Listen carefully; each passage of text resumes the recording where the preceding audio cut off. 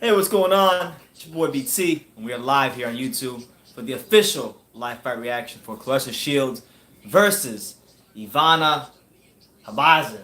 Alright, this is the first live fight reaction of 2020.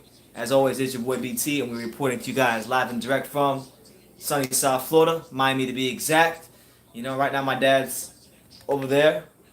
Hey, guess he making brownies. You guys can see he's making brownies. So we're gonna wait patiently, but it's the first live fight reaction of the new decade. So as you guys are funneling in here, make sure you do yourself a favor, or do the channel a favor, I should say. Smash that like button, and because they trying to get us beat. They trying to get us beat. But smash that like button. Let me know what city, what state, what continent you guys are watching today's live fight reaction from. Subscribe to the channel if you haven't done so already, and let us know any thoughts about this fight tonight. Now, before we proceed any further, I mean, look at these brownies, man. Look at these brownies. Is there a better way to start off 2020 on a live fight reaction than with some brownies? I don't think so. And I'll say this much, okay? There's no marijuana in here, so if you guys see us acting crazy after we eat these, I can assure you that there's no marijuana in here. But that's just what it is. But yeah. Speaking of the boxing, this is a big fight for Claressa Shields. A lot of times, because I don't normally make these women's boxing videos.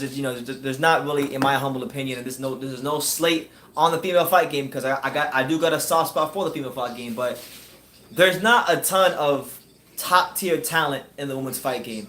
So I don't really find myself talking about women's boxing too often, but Claressa Shields is top tier talent. I've had a chance to follow Claressa Shields since the Olympics. I've seen her spar here in Miami at the 5th Street Gym, and I've interviewed her a couple times. So I've seen up close in person just how talented she is. And she's an A-level fighter. She is arguably the GOAT, the greatest woman of all time. And tonight, she tries to make more history, trying to become a 3-division champion in 10 fights. She's fighting Ivana Habazin from Croatia. 20 wins, 3 losses. She's lost to the likes of Michaela Lawrence, Cecilia Brækhus. So if Claressa Shields wins this fight tonight, we're looking at her potentially becoming a 3-division world champion, and more importantly, setting up a massive fight for women's boxing with Cecilia Brækhus. So that is what it is. Hold on, guys. Drop your comments down below. Shout out to my guy Desi Kelly. He said, "Smash that like button like you smashed your girlfriend." Yes, smash that like button like you're smashing your girlfriend. Why not? Why not, Desi Kelly? We can do that here on True School Sports. Yeah, smash that like button. Give me your thoughts on this on tonight's card. I mean, to be honest with you, the main event is Claressa Shields versus Ivana. But let's be real.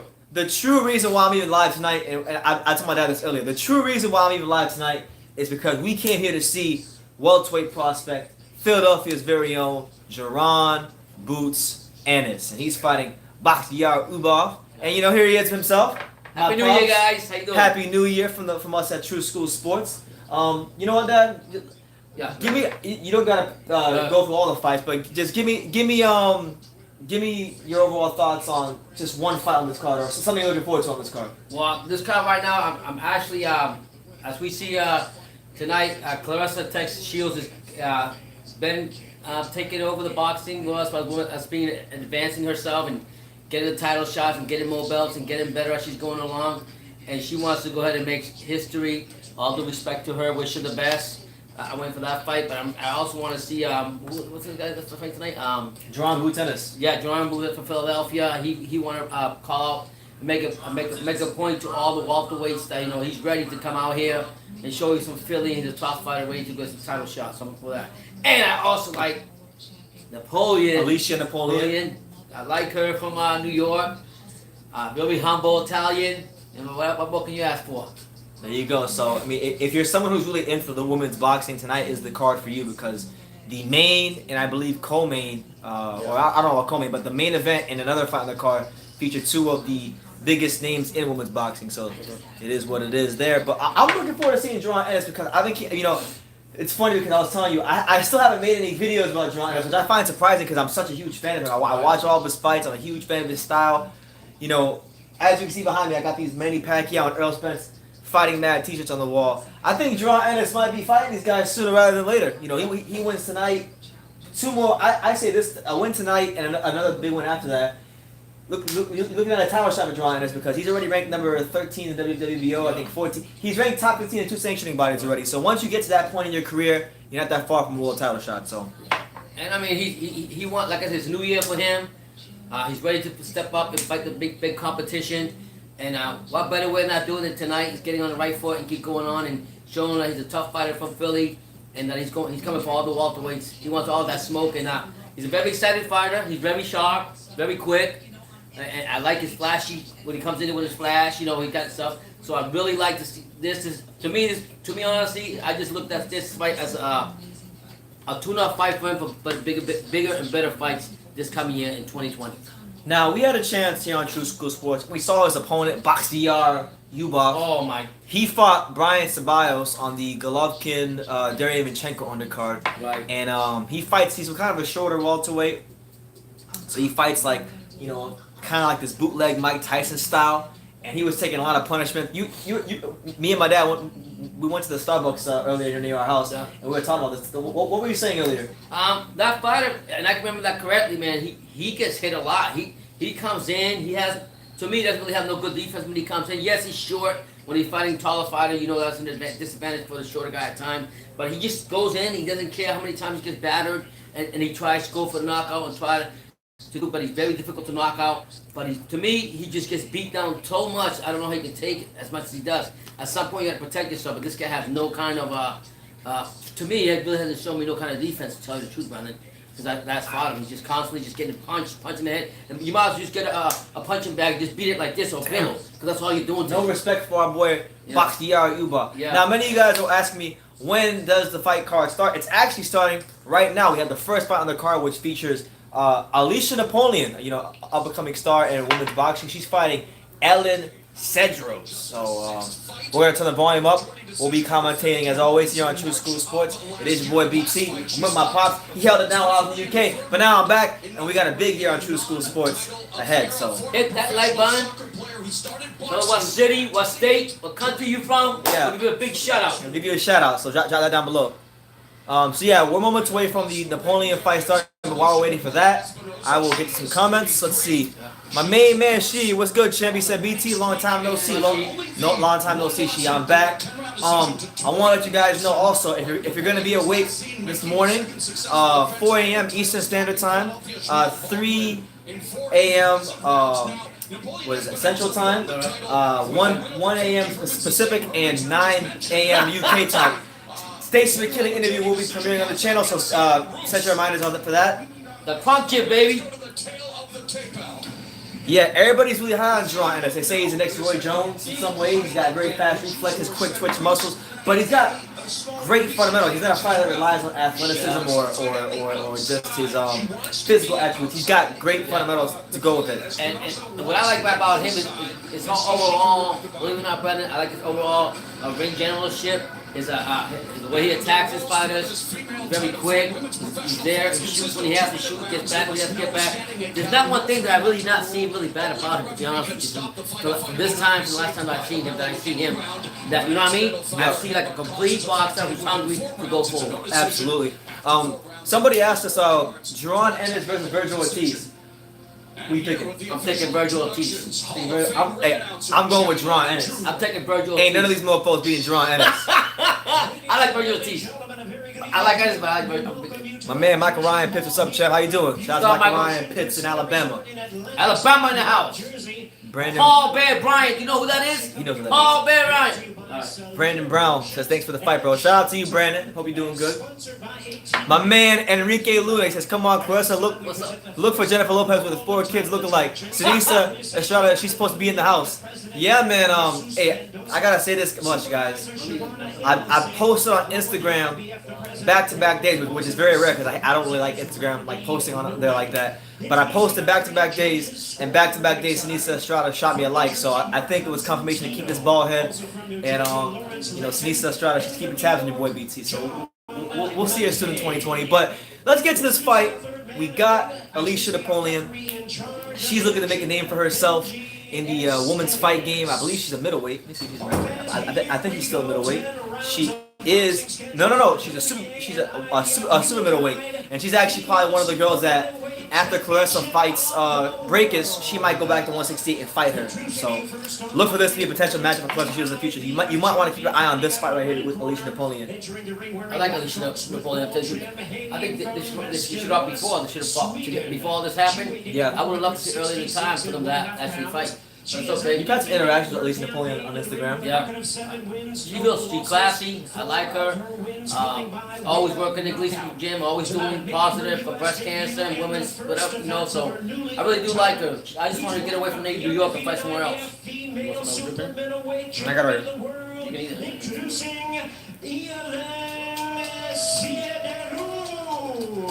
Ilian Cedelus. Try to sound on that one though. I want to see Katie Taylor against Amanda Serrano. Red and white trunks, hailing from Lindenhurst, New York. Alicia! Yeah! Big shout out to my man Brandon Brown in Flint, Michigan. Flint, Michigan in the house. What do you think about Claressa fighting at MMA against Amanda Nunez? She better stay away from Amanda Nunez. Amanda Nunez is not a joke. Well, my thing is like, my personal opinion She on whoop with that, everybody. I agree with what Claressa Shields said. She said, I'll fight you at MMA with a stronger point, and I'll do the best to beat you, but then you gotta come in the ring with me. So I'll leave now right there. Facts. Watford, Ireland. Shout out to Watford. What's up, Waffle Island? Yeah, we do gotta see Ennis against better competition, but I'm not gonna lie to you guys. There's certain things he already does that are gonna translate to any level of boxing. I'll break those things down when he fights, because you'll see it tonight. Referee is Benji All right. Estevez, 27 years of pro experience. This is going to be his 713th professional bout. We are scheduled This is actually the first 2-minute rounds. card we have more women fighters than we have men. Yeah. So I mean, if you're into the equality and feminism, this is the card for you. All right, so Alicia Napoleon in the pink trunks versus Cedros in the black trunks. Alicia Napoleon looking to make a statement tonight, trying to announce herself and steal the show. Good left hook there by Alicia Napoleon. Cedros a taller fighter, all in black. Napoleon has Spinoza, but you saw And that. I see Napoleon break her down. She has a really good short check left hook, and I think this is going to be not only a very exciting fight, a very well fought match. And Paulie, of course, 2-minute rounds instead of 3-minute rounds. How does that shake things Are they up? fighting 3-minute rounds? 2 minutes. Okay, so just for those of you who aren't watching, these are 2-minute rounds, not 3. What happened to the 3? I thought they changed it automatically. No, that was only for the Sinisa Estrada Esparza fight. What? Yeah. Because different commissions aren't going to let these women fight, Okay. 3 minutes. Crazy. Don't they want to be fair? They pay fairly? The women do, but I don't think the commissions want that. Or they say they do, we don't know. But right now, just through the first minute and some changes in this first round, I think Alicia Napoleon, she looks like she's the slicker of the two fighters. You see her shoulders, she's very relaxed. She's slipping punches, the punches are settled over her shoulders. She's double jabbing to close the gap. But she needs to be careful because every now and then, when she gets into these exchanges, her head stays right on the line, and this girl is just lining her up with right hands. And Cedros has thrown 56 punches, and you think about I always say the shorter person got to chop down Paul Bunyan. That's what Alicia's got to do tonight. 15 seconds. Chop that tree and fold it up like a blue steel chair. Yep. Whatsoever. They immediately engaged and they've got the full 2 minutes in there. Napoleon Oh, big right hand from Alicia Napoleon. She beat her like he stole something. Like he said something bad about her mama. What did Holyfield say? My mama. Yeah. My mama said. My mama said. My mama said. My mama said. You got hit. You got hit before he hit you. Yeah. But yeah, good first round there from Alicia Napoleon. She got hit a couple of times, but it didn't look like she was too fazed by whatever the other girl was bringing to her. So she kept pushing forward. She landed some good shots of her own, and she backed her up. I think she might have buzzed her. she is not yet. Let's see some other comments. My man Jonathan Sims. I haven't seen Jonathan Sims in the comments forever. Shout out to my man Jonathan Sims. He says, But when it was Spence, you was very reluctant. Speaking of Spence, where is that shirt? So I lost one, not that one. Other one. Okay. I lost the bet to One John. of the orders. Yes, I lost the bet to Jonathan some couple years ago because I bet Yeah. Kell Brook would win. That was So I him? lost. It was him. Okay. Well, the funny thing is, I'm wearing a Crawford shirt right now. Shout out to Terrence Crawford. But hey, he did wear a Spence shirt. But I did wear a Spence shirt. But hey, good to hear from you, Jonathan Sims. I believe he's from Charlotte too. So hey, shout out to you, man. Shout out to you, yeah. Espinoza looks better. Steven Espinoza? No, talking about this one. Yeah. Oh, Napoleon. Oh yeah, she got married. She got married to a Puerto Rican guy. Yeah, he's right there in the back, helping her out. If you haven't, please hit that like button. Hit it like you never hit it before.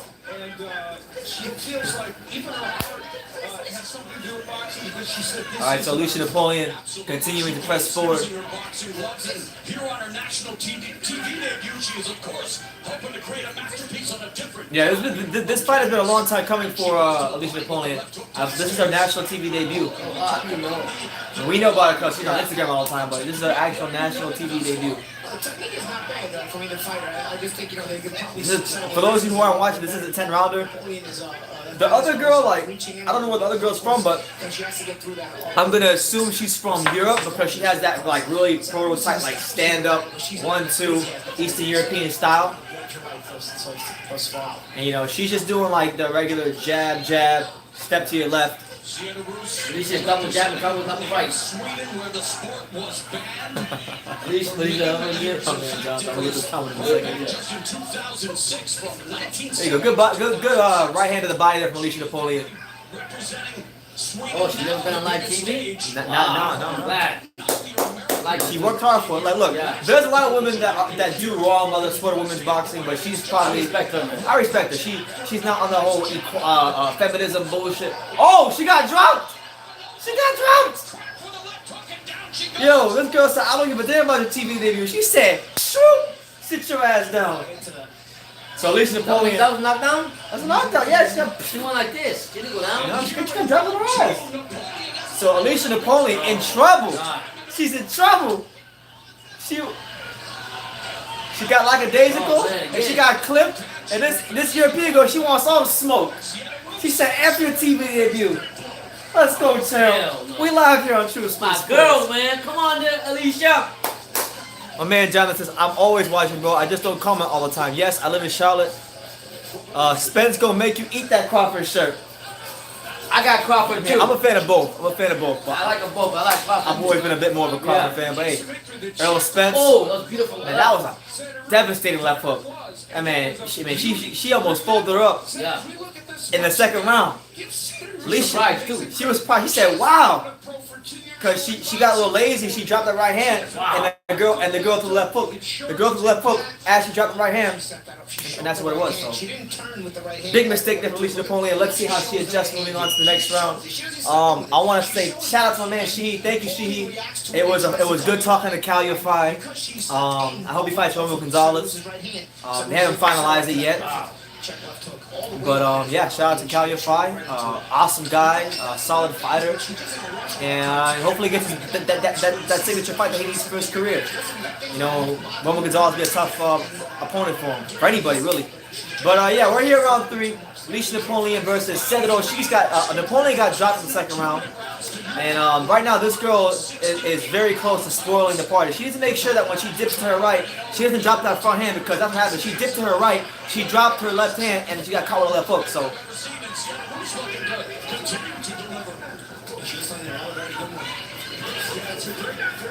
Yeah, it's would be T with pops. Sir. What do you think? What do you think Napoleon needs to correct your dad? Like, what do you think she needs to do? I think she needs to keep chopping that tree and don't stay there in front of her. Because I noticed, right? When she throws a jab, she's throwing the jab, but her head is staying there. She's not throwing the jab and then moving her head out the angle. Right. It's just staying there. But remember we always say if the fighter stays right there with a direct target, what happens? Yeah, and this girl, I'm not arguing. This girl has that Eastern European style where she's straight up, but she knows how to pick and place her right hand. That's one thing I know from the other girl. The other girl is picking that picking that right hand and placing it right on her temple. Good left hook there. Good left hook there by Sedarus. That is a very important thing. It's ideal for her distance. 25 seconds left in the third round between Elise Napoleon and Sedarus, and what is the opening bout on the Claressa Shields undercard. Sometimes maybe drop her level, change up to face. Right hand. Disrupts the rhythm of Sedarus. So that, let me ask you a question. Excluding the first round, do you think Sedarus has won this round as well? Do you think she won this round right here? Right here, I think she won this round. she's winning, but she's doing what you said she's doing from the beginning. She's hitting and moving back. Hitting, moving back. She's in the distance, like you said. European. Shout out to you, Mikey Thomas. You're welcome. She keeps sitting outside the right and eating the left hook behind it. Yeah, that's happened quite a few times. It happened a couple times in that round. So hopefully, for her sake, she corrects that. Because if not, this girl's gonna spoil her debut. Well, There's no knockout in this fight, right? No knockout rule, whatever it's called. Yeah. There's not, you don't hold it against her, right? Straight. Say that again? There's no knockout rule. She got knocked down, but that's not gonna be a whole lot against her. What do you mean, the 3 knockdown rule? Yeah. Oh no, that's not the knockdown rule. The artist formerly known as Scrap Chat Boxing, but now he goes by Phantom Brawler. He's here in the chat. He says, "Are you back in the States?" Yes, I am back in the States. And if you're gonna ask me what I think you're gonna ask me, my answer to that question is, when I get time, I'll get to it. It's like these women's fights last about as long as resolutions about the way they're flying through this fight. All right, so we're in round 4 of Napoleon versus Espinoza. Or no, I said Napoleon versus Espinoza. That's her name. Yeah. Napoleon versus Cedros or Cedero. All right, Alicia Napoleon needs to keep that front hand up, otherwise she'll get clipped again. There you go, good right hand there, right in the middle from Alicia Napoleon. Gotta go for that body more. She needs to stay in the center of the ring.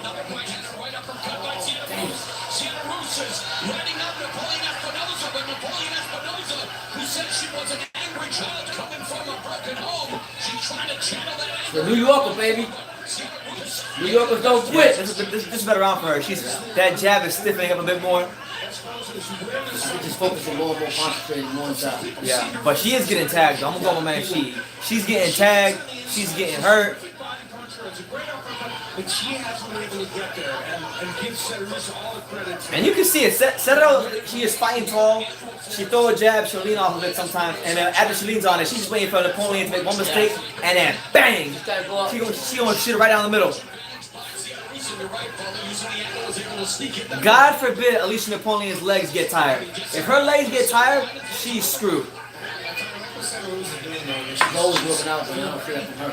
She's being very economical with her shots. Good right hander for Sedarus. She was tagging her, but Napoleon just go to that body more. As a taller fighter, keep moving, go to that body She more. can't go to the body because Sedarus is commanding the distance right now. That's why Sedarus is so... She's so much, like, she's able to land so many flush shots. Her command of distance and timing. And it looks like, big right hand there from Napoleon. And she buckled the legs of Sedarus. And she's holding for dear life. And then she threw a right hand after the bell. Okay, so some good resilience here from Alicia Napoleon.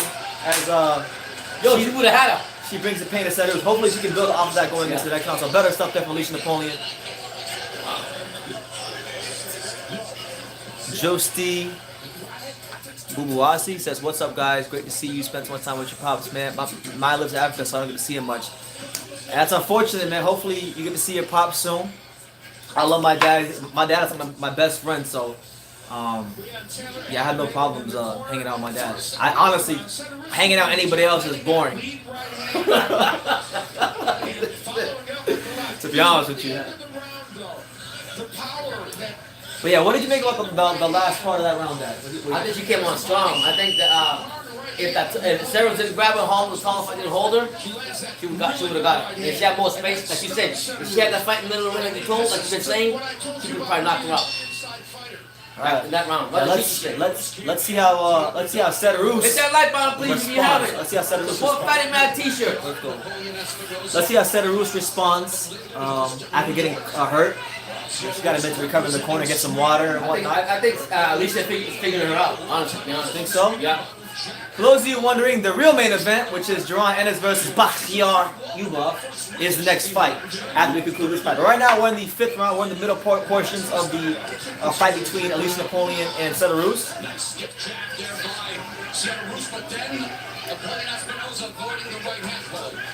think she's moving around more. She keeps going that left and moving around. Someone said LOL the real main event. Yeah, it is. I mean, no disrespect to Claressa Shields, but like, Jerron Ennis is the most exciting fight on the card. Truthfully, if there was no Jerron Ennis, I don't see why I'd be live tonight, to be honest with you. They're like eating coffee and donuts with a double going shot. That's right. Yeah. Rising with that sweeping right hand, under a minute remaining here in the 5th. Napoleon Espinosa again utilizing footwork, going off center line, trying to attack the body. Yeah, it looks like Napoleon's lower body has loosened up a bit. You see him employing a lot more movement, using the different quadrants of the ring, turning Sedarus, giving her a bit more angles than she was in the earlier rounds, which you want to see. You don't want to see her, like Ruslan Ivana blocking punches with her face. Now she's changing levels. She changes levels. She goes with a hook to the body. Back to the body again. She can see to make sure that when she changes levels or she dips, that she doesn't drop the hand because she just there. Yeah. She dipped, but she dropped her front hand and got clipped with a hook. But Sedarus didn't turn it all the way around. But better stuff there from Alicia Napoleon.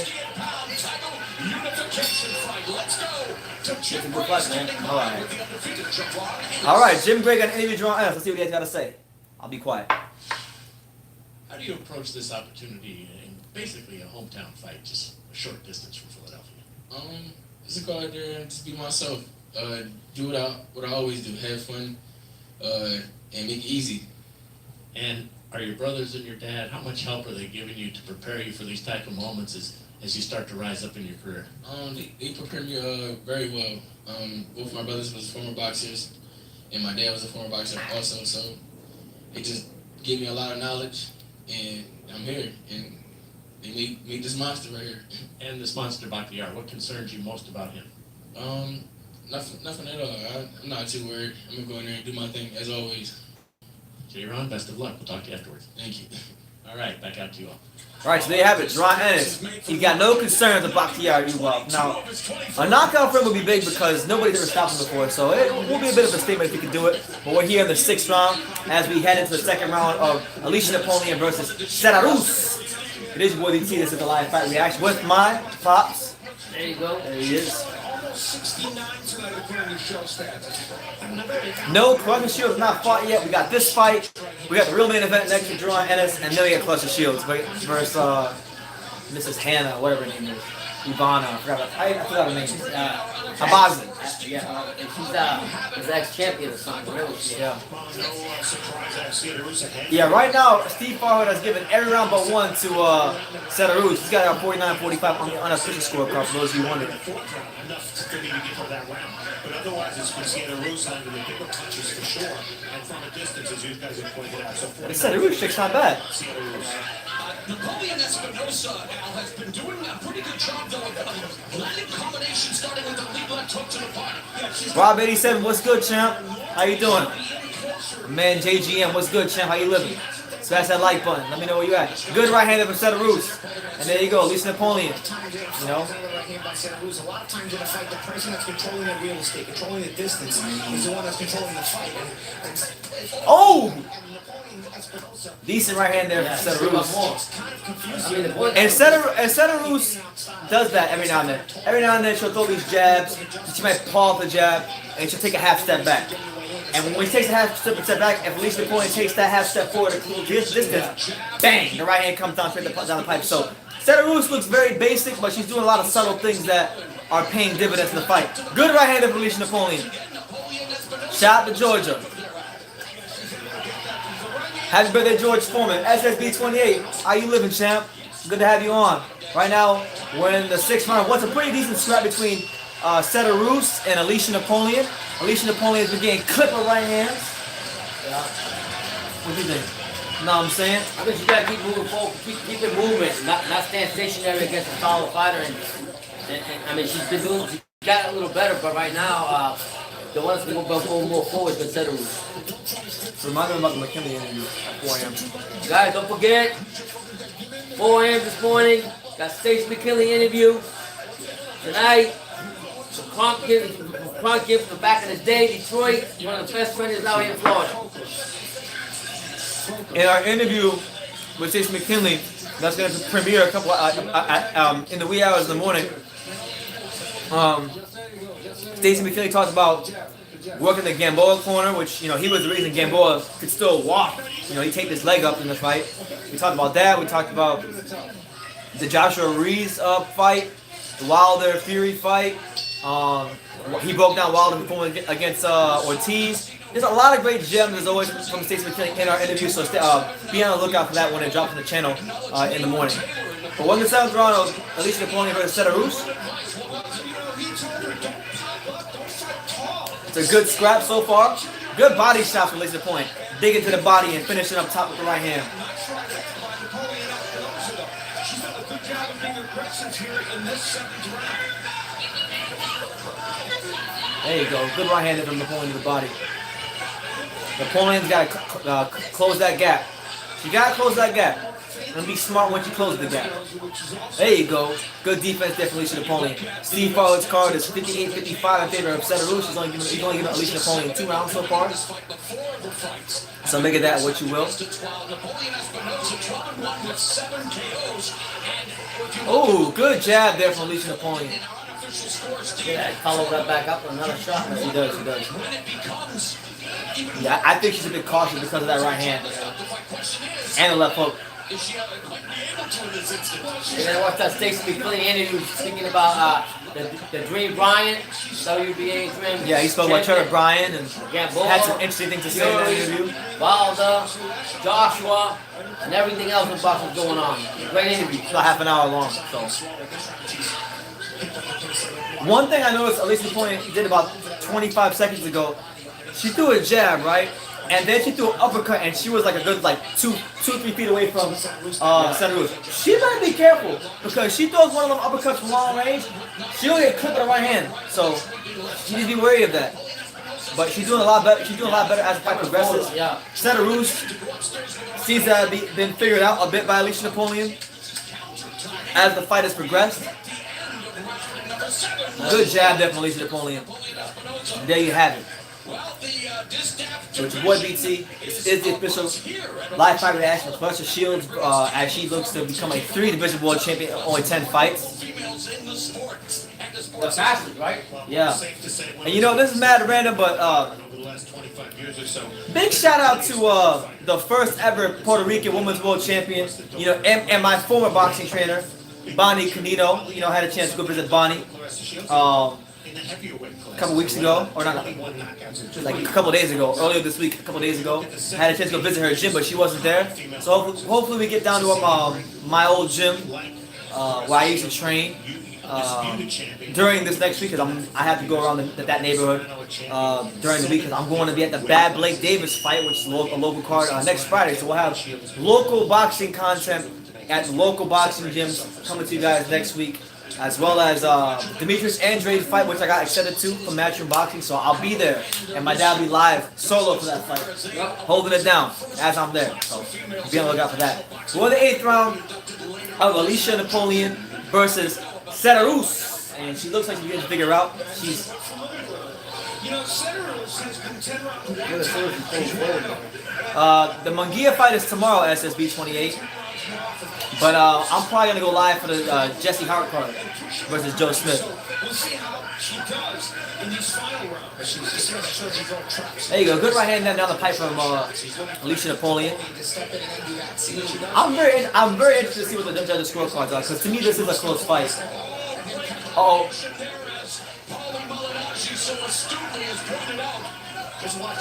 Oh, a couple of good right hands being landed here from Seta Roos, and Alicia Napoleon needs to be careful. Seta Roos is landing these right hands, and she's backing her up, and She about to fold her up soon. At least she has to hold up for dear life right now. What you did? He was tired. Yeah. Oh. It looks like she hurt Sedarus, but then Sedarus hurt Napoleon. They're both hurt at the same time. Yeah. At the same damn time. Man, this is a good fight. This is a good fight. Good body shot there from Napoleon. Good jab there from Napoleon.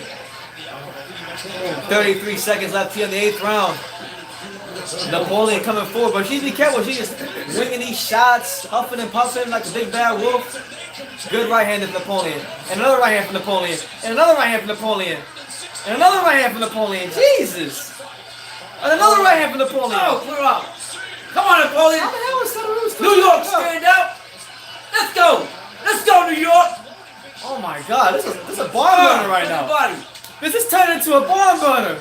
Let's go, Stand champ. up. We here. Let's go, Napoleon. Let's go, Lisa. New York, stand up. Blow all the smoke. Good fight. Man, give me my brownies. Yeah. Give me my brownies. Woo. Look at this. Give me my brownies. She looked tired though, but she attacked her there good. She really did. But yeah, you're cool, black man. What's up, champ? Wow.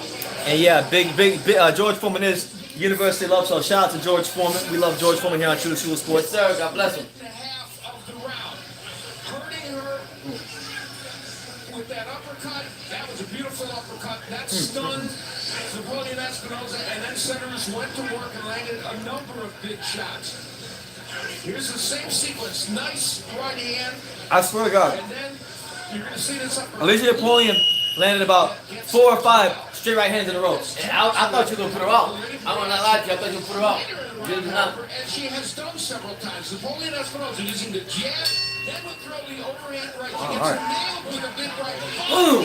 Boom. She ain't playing games. So we head to the 9th round of what's been an absolutely entertaining fight. You know, this is the first fight of 2020. Yeah. And what a way to ring it in. You know, you got two women's fighters trying to make a name for themselves amongst the boxing community and the boxing fans. And, you know, these two right here have been a testament to women's boxing. This is a good fight. Good body shot there from Alicia Napoleon. Go to that body and go out. Sedarus's calling card throughout this fight. And now Alicia Napoleon, she's throwing the right hand with a bit more oomph behind him. She's trying to get her out of here. Sedarus has thrown almost Good body shot there from Alicia Napoleon. And Sedarus, that had an effect on Sedarus because she took a step back and I saw her huffing and puffing when that shot landed. But this is a tough fight to score. I hate the judges right now. Yeah. That the total punches thrown and landed according to show stats with an edge. Good body shot from Napoleon. And a right hand from Napoleon. Sedarus needs to maintain her balance. Good jab there from Sedarus. And remember, how a fight is scored is by round, and how those punches came by round. And now Napoleon is placing these body shots really well. Yeah. And now Sedarus isn't moving as much because the body shots are taking the wind out of her. What's going on this stream, Chan? What's going on? Okay, come on, Showtime. There you go. The unofficial scorecard has it at 77 to 74 for Sedarus. And Napoleon is feeding Sedarus a steady diet of right hands to the body. You know, the last round was the right hand to the head. Now it's the right hand to the body. A lot of pot shots, a lot of right hands to the body. And Sedarus, that body work is having an effect on her, and she's having a hard time finding a rhythm. But Alicia Napoleon, she's cut. Her right eye is cut. Something that Sedarus landed cut her, because now she's out here gushing like Arturo Gatti used to gush. She gotta come out HBO here. boxing. She needs to come out on this round right here though. Yeah. It's your boy BT. Coming to you live and direct with the man himself, Pops. The first live fight reaction of the new decade. Yeah. Smash that like button. Subscribe. Super chat if you feel that too. Comment down below. And yeah, just support the channel, man. It's great stuff. Great stuff. Also, gotta keep plugging this. I'm gonna be plugging this the whole live. Stacey McKinley interview. Drop it in the morning. Check your notifications if you haven't done so already, and set your reminders. My man June from the Philippines. Shout out to the Philippines. Philippines. I get a lot of love from the Philippines, so shout out to the Philippines. All right, so the 10th and final round of what could be. You want this? Come on, I know this is the first fight of the year, but this might be one of the best fights of the year. I enjoyed it so far. It's been a very enjoyable fight. Every round. Here we go. Come on, Napoleon. All right. So Alicia Napoleon versus Seta Roos. Stand up, New York. Come on. Here goes Seta Roos. She's fighting a bit taller now. She said, "I'm gonna get on my toes." This is Napoleon's first fight since she became an Espinoza. Yeah. A Napoleon Espinoza. And Seta Roos has her cut. And that jab and a right hand from Seta Roos. Napoleon presses forward, but Napoleon needs to be cautious because every punch that lands from Seta Roos will open that cut up. Will open that cut. A jab will do it, and a right hand from Seta Roos. Napoleon pressing forward, but Seta Roos landing a right hand and uppercut from Seta Roos. Seta Roos wants all the smoke. I try not to give points when a fighter gets cut, but you know what happens. Big right hand there from Seta Roos again. That right hand is finding its home here with 55 seconds left here in the 10th round of what's been a wildly entertaining fight. And Alicia Napoleon can't seem to get out of the way of these shots. She seems like she's caught Ruslan-Provodnikov syndrome. She's blocking punches with her face. And a left hook from Seta Roos. And another left hook from Seta Roos. Oh my God. And a right hand from Napoleon. Oh my God, they're both cut. This is a hellacious fight. This is like the Gotti War of women's boxing. Yeah, This is, oh my God, a right hand from Seta Roos and a left hook from Seta Roos. Sweden stand up. Shout out to Peter Forsberg.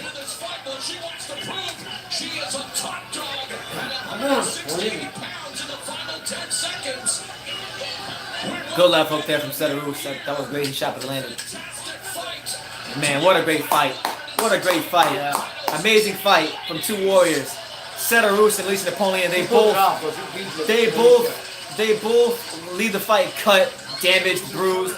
But I didn't score it, but I think Seta Roos did enough to win that fight. The knockdown has to be the difference as well as the round she did win. But I think that's getting a loss to Alicia Napoleon. But you guys let me know what you think. Who do you think won the fight?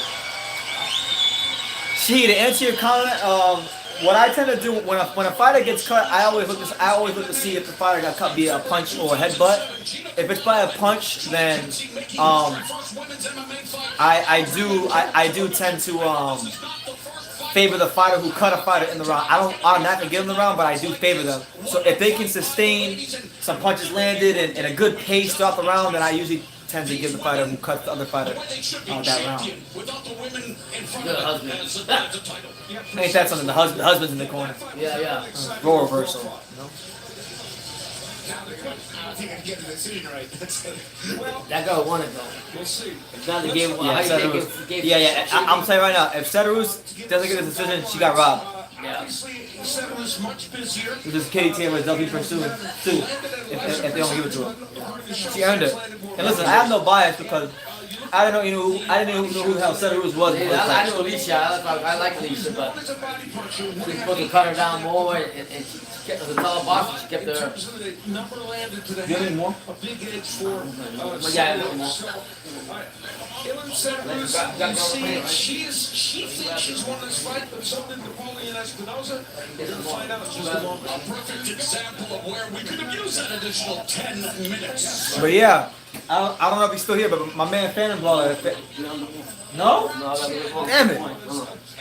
Is there anything to drink there? Just Is that tea? Yeah.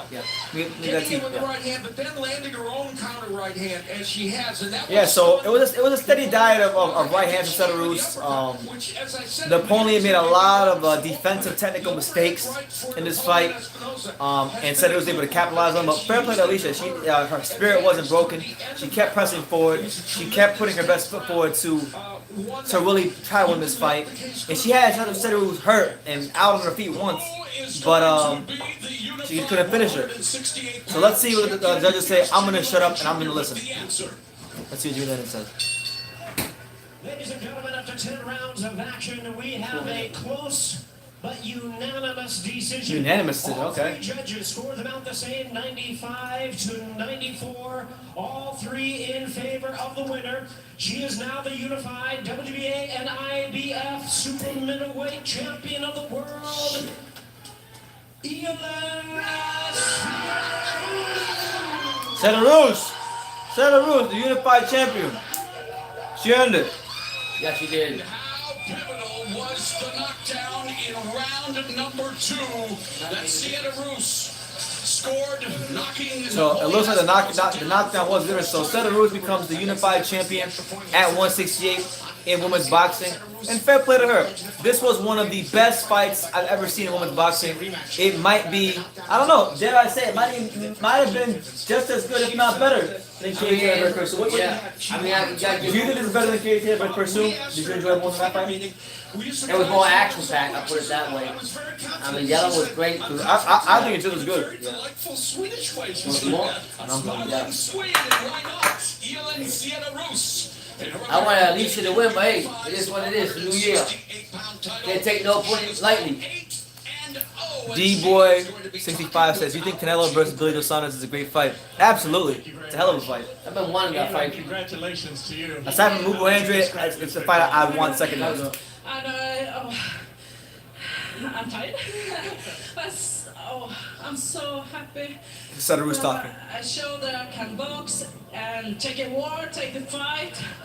But when I relaxed, the punches just come. It's so much feelings. Unified champion. Yeah, I know. It turns out that the knockdown is the difference, the 1 point difference on all the cards. Let's take a look at it and tell us what was going on when you connected. Oof. Good left right there. Nice. Can't speak English, how you gonna expect me to Player translate? reaction as we take one more She's look. trying though. She's trying to speak English. She's doing better than Canelo. Yeah. Canelo can speak English perfectly, and at least she's trying. So credit to The her. left is coming, and I know it's hard. So the last two fights in November, I think she lost her started balance. with the same left. So I know I have it. I don't know what to say. It feels so wonderful. And Alicia's, oh my God, one opponent. She's a real sport athlete. She's so professional. She's like, give me an interpreter. Yeah, someone get this girl an interpreter. She's trying. She's trying, but come on. Would you like to fight Shields next? If she wins? I know this. Sorry, no. Did you say I doubt it? Not the next fight. I'm just I focus on this fight. Now I'm going back home to Sweden, train. I want more belts. So for those of you just tuning in, Santa Rus just won a unanimous decision against Alicia Napoleon in what was a wildly entertaining fight. So she's now the unified champion at 168, and she might actually be a future closest Shields opponent. There's other girls. But yeah, Santa Rus gets the decision over Alicia Napoleon in the first fight on the card. Jerron Ennis is next. Here's Alicia Napoleon speaking right now. I didn't think I had lost. Yes, you did. You lost. Not at all. I thought that it was fairly close, but I felt that I was ahead. But you know, it is what it is. I'm grateful for every experience in this ring, because God has His plan. And I still give glory to my Lord and Savior Jesus Christ. I'm in this ring for Him. Shout out to I'm her. on this platform, whether I win or lose, to be a voice for God.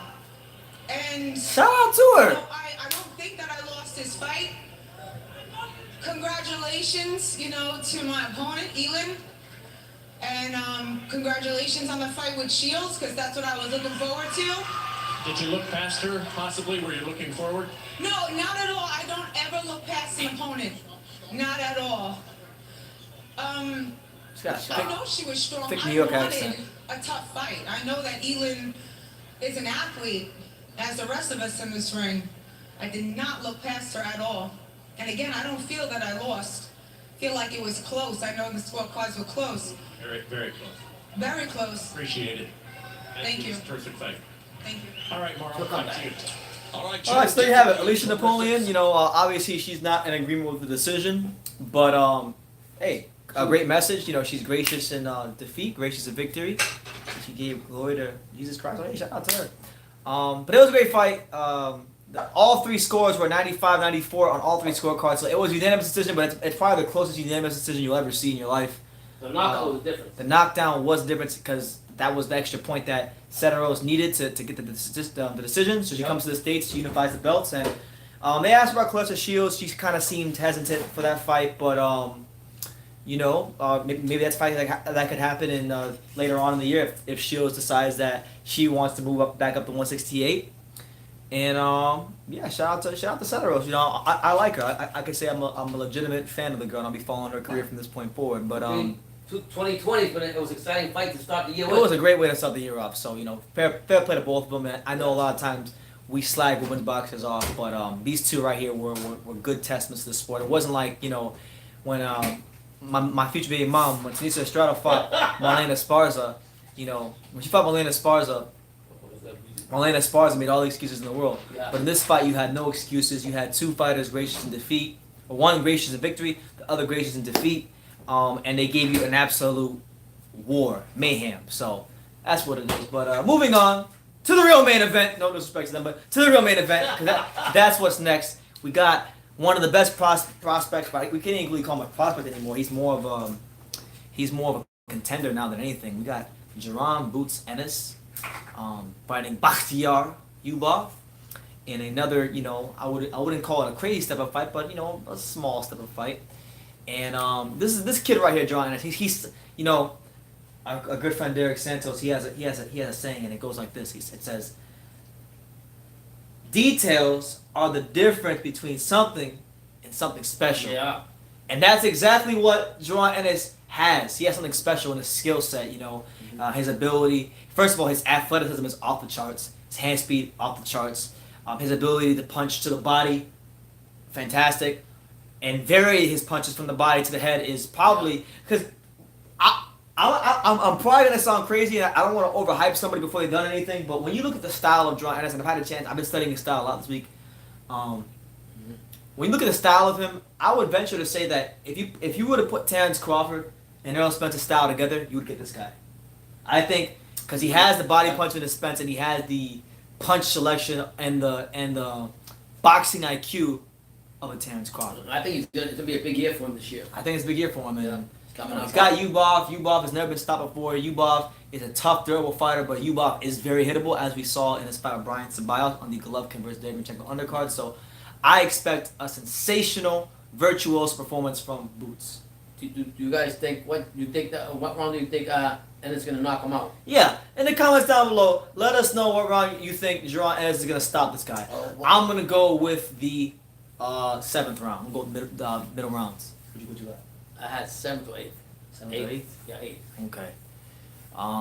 But he last couple of fights he was finishing off guys. What? I mean, he fought a South Florida guy. He fought a guy from South Florida. You probably don't remember him, but he fought on one of the local cards. He fought a guy named Armando the Gentleman Alvarez. I don't know if you remember him, but he fought on one of the local shows, and he toyed with Armando Alvarez. I mean, Armando Alvarez is no world beater. He's no top level fighter, but Armando Alvarez. Yeah. I'm glad Joe Hurt's back on the scene again. A lot of you guys are chiming in, and a big shout out to he's here right now. And, I gotta give respect because I've been on YouTube. This is my 5th full year on YouTube, so we're going on half a decade now here on YouTube. Wow. But I really can't say 5 years because I've had my period of time where I've taken time off. One time I kind of quit YouTube for a bit. So if you were to add a time, it'd be more like 3.5 years, but 5 full calendar years. Right. We make videos about boxing consistently here on YouTube. But I gotta pay massive respects to some of the OGs on YouTube. You probably don't even know what this is. But I'm gonna give it a shout because I'm very well versed on the history of the YTBC. Okay. Big shout out to my main man Chuck Nitty, boxing in the hallway. I love those. I love those videos. Very funny guy. I don't know if he's still making videos, but go subscribe to him if you haven't done so already. Shout out to him. He said, "Lil bro, what's up, Chuck? How you doing, champ? How you living?" Jonathan Sims and Sheehy are both saying that Virgil Ortiz is the future king. What you think? I agree with you guys. You agree with him? I agree with I'm gonna go with Boots. I like Boots. I'm a big I like Virgil, but I like Boots. I like Boots more. Powerful. You know Jerron Ennis can switch it like Terrence Crawford, right? Fine. Who's this fool? That looks like, who's that? That's not Marcus Brown. Who's this guy speaking on? He's the undefeated 122-pounder. Oh, that's Stephen Fulton. Cool boy Steph Fulton. Steph Fulton. How are you, young man? He beat I'm feeling great, man. You know, first Joshua of all, Greer. I want to thank God for being here, and I'm just. He's fighting on the Garcia. He's Philadelphia fighter. Champion. Exactly. Okay, Oh, 17-0. Yeah, not a bad fighter. Shout out to Stephen Fulton. He'll be fighting on the Danny Garcia undercard. Listen, I'm gonna be laughing at Danny Garcia undercard. Yeah. I'm not gonna lie to you guys. I'm not looking forward to it because it's a bum bash, but we'll be live for the bum bash. Because listen, that's what we do. We go live for the big fights that are actually good, and we go live for the bum bashes too. That's right. So it's all year. That's what it is. Tomorrow, programming reminder. Tomorrow, I want to let you guys know. Tomorrow we got Jesse Hart versus Joe Smith Jr., the first ESPN card of 2020 in the new decade. We will be live for that, so tune in for the live fight reaction to that. You got the O'Donnell brothers, Joseph O'Donnell's on the undercard. You got Jesse Hart, Yeah. Joe Smith. Who else on that card? I'm forgetting who else on that We card. chose that card over the other one. Yeah, because the other card was it's Munguia versus Gary Spike O'Sullivan. And that's it, pretty much. No, there's a couple of prospects on that card, Yeah, but but nothing- I'm more intrigued by this card. Yeah. I forgot who it was. I gotta look it up now. You guys can let me know in the comments if you can remember, but it's literally in my mind who was on that Yeah. card. I know you had Jesse Hart fighting Joe Smith Jr., which I think is probably like. Oh, Zayas. Xander Zayas on that card. One is South Florida's very own on that card. That So prospect is good too. he's a very good fighter. If you guys are going to be watching the ESPN card tomorrow, and if you don't know who Xander Zayas is, I highly anticipate that you start following him beginning tomorrow Yeah. because he's had 2 fights, 2-0. He's a Puerto Rican fighter. He's the youngest. That's right. He's the youngest fighter to ever sign with Top Rank Boxing, Yeah. and we know who he is very well because I'm very well connected in the South Florida boxing scene. Xander, he comes from the same gym as Teofimo Lopez, who's now the IBF lightweight champion, which is Davey Powell. And I've been saying in my videos that Xander Zayas is the next up from Yeah. Davey Powell. So Davey Powell will be a gym here in South Florida that I think will produce multiple world champions, and I think he'll be the next one 4 or 5 years down the line. So he's fighting tomorrow in his third professional fight. You got him fighting tomorrow. You got Xander Zayas. You got the O'Donnell brothers, Jeremy and Joseph. You got Sonny Kanto, a heavyweight prospect. Yeah. He's fighting tomorrow in the 6th professional bout. And as always, Jesse Hart versus Joe Smith. So it's a decent card. I picked it over Munguia, even though I'm pretty sure the Munguia card would get me more views. But listen, I'm not here for views. I mean, to be fair, I've had quite a lot of views over the years. But We're just basically looking for the overall we're just here. competition. We want to watch fights that card, we yeah. enjoy here on True School Sports. And I just think, looking at the card, that I would enjoy this card more. But I'm not ruling out if the Munguia fight is still going on. We might watch the Munguia fight if it's still on. So either way, you tune in. I hope to see some of you guys here tomorrow. Yep. And that's what it is. Anything you want to speak about in regards to boxing while we have a break? Yeah, I'm looking forward to the cards tomorrow. All the cards tomorrow are great, but I think I like the same card that we both agreed on because of I think it's just more of a competitive card as a whole. But don't get it twisted. Munguia and Spike O'Sullivan. I don't know who's gonna win that. I'll just throw the coin up in there. Munguia is at 160. And wherever it lands, because the fight Munguia had last time, he really didn't show me jack. And Against Hogan. Hogan, and I think that until he shows me back to where he was at, I'm just gonna throw the quarter in the air and let it go where it lands there. Well, the fight's interesting for him because he's moving up to 168. Okay. It's a new weight class for him. Okay. So I don't think he's gonna have to cut so much weight. So I think it would be So better. it For him. benefits him. Is what you're I saying. think so. Yeah. Yo, and this is mad random, but for those of you who were live with me when I was live for the Logan Yu and Hard Davies fight for the tournament, many of you guys may remember Tyrone McKenna. He had the Ninja Turtles boxing trunks on. Look, you see what we drinking out of. That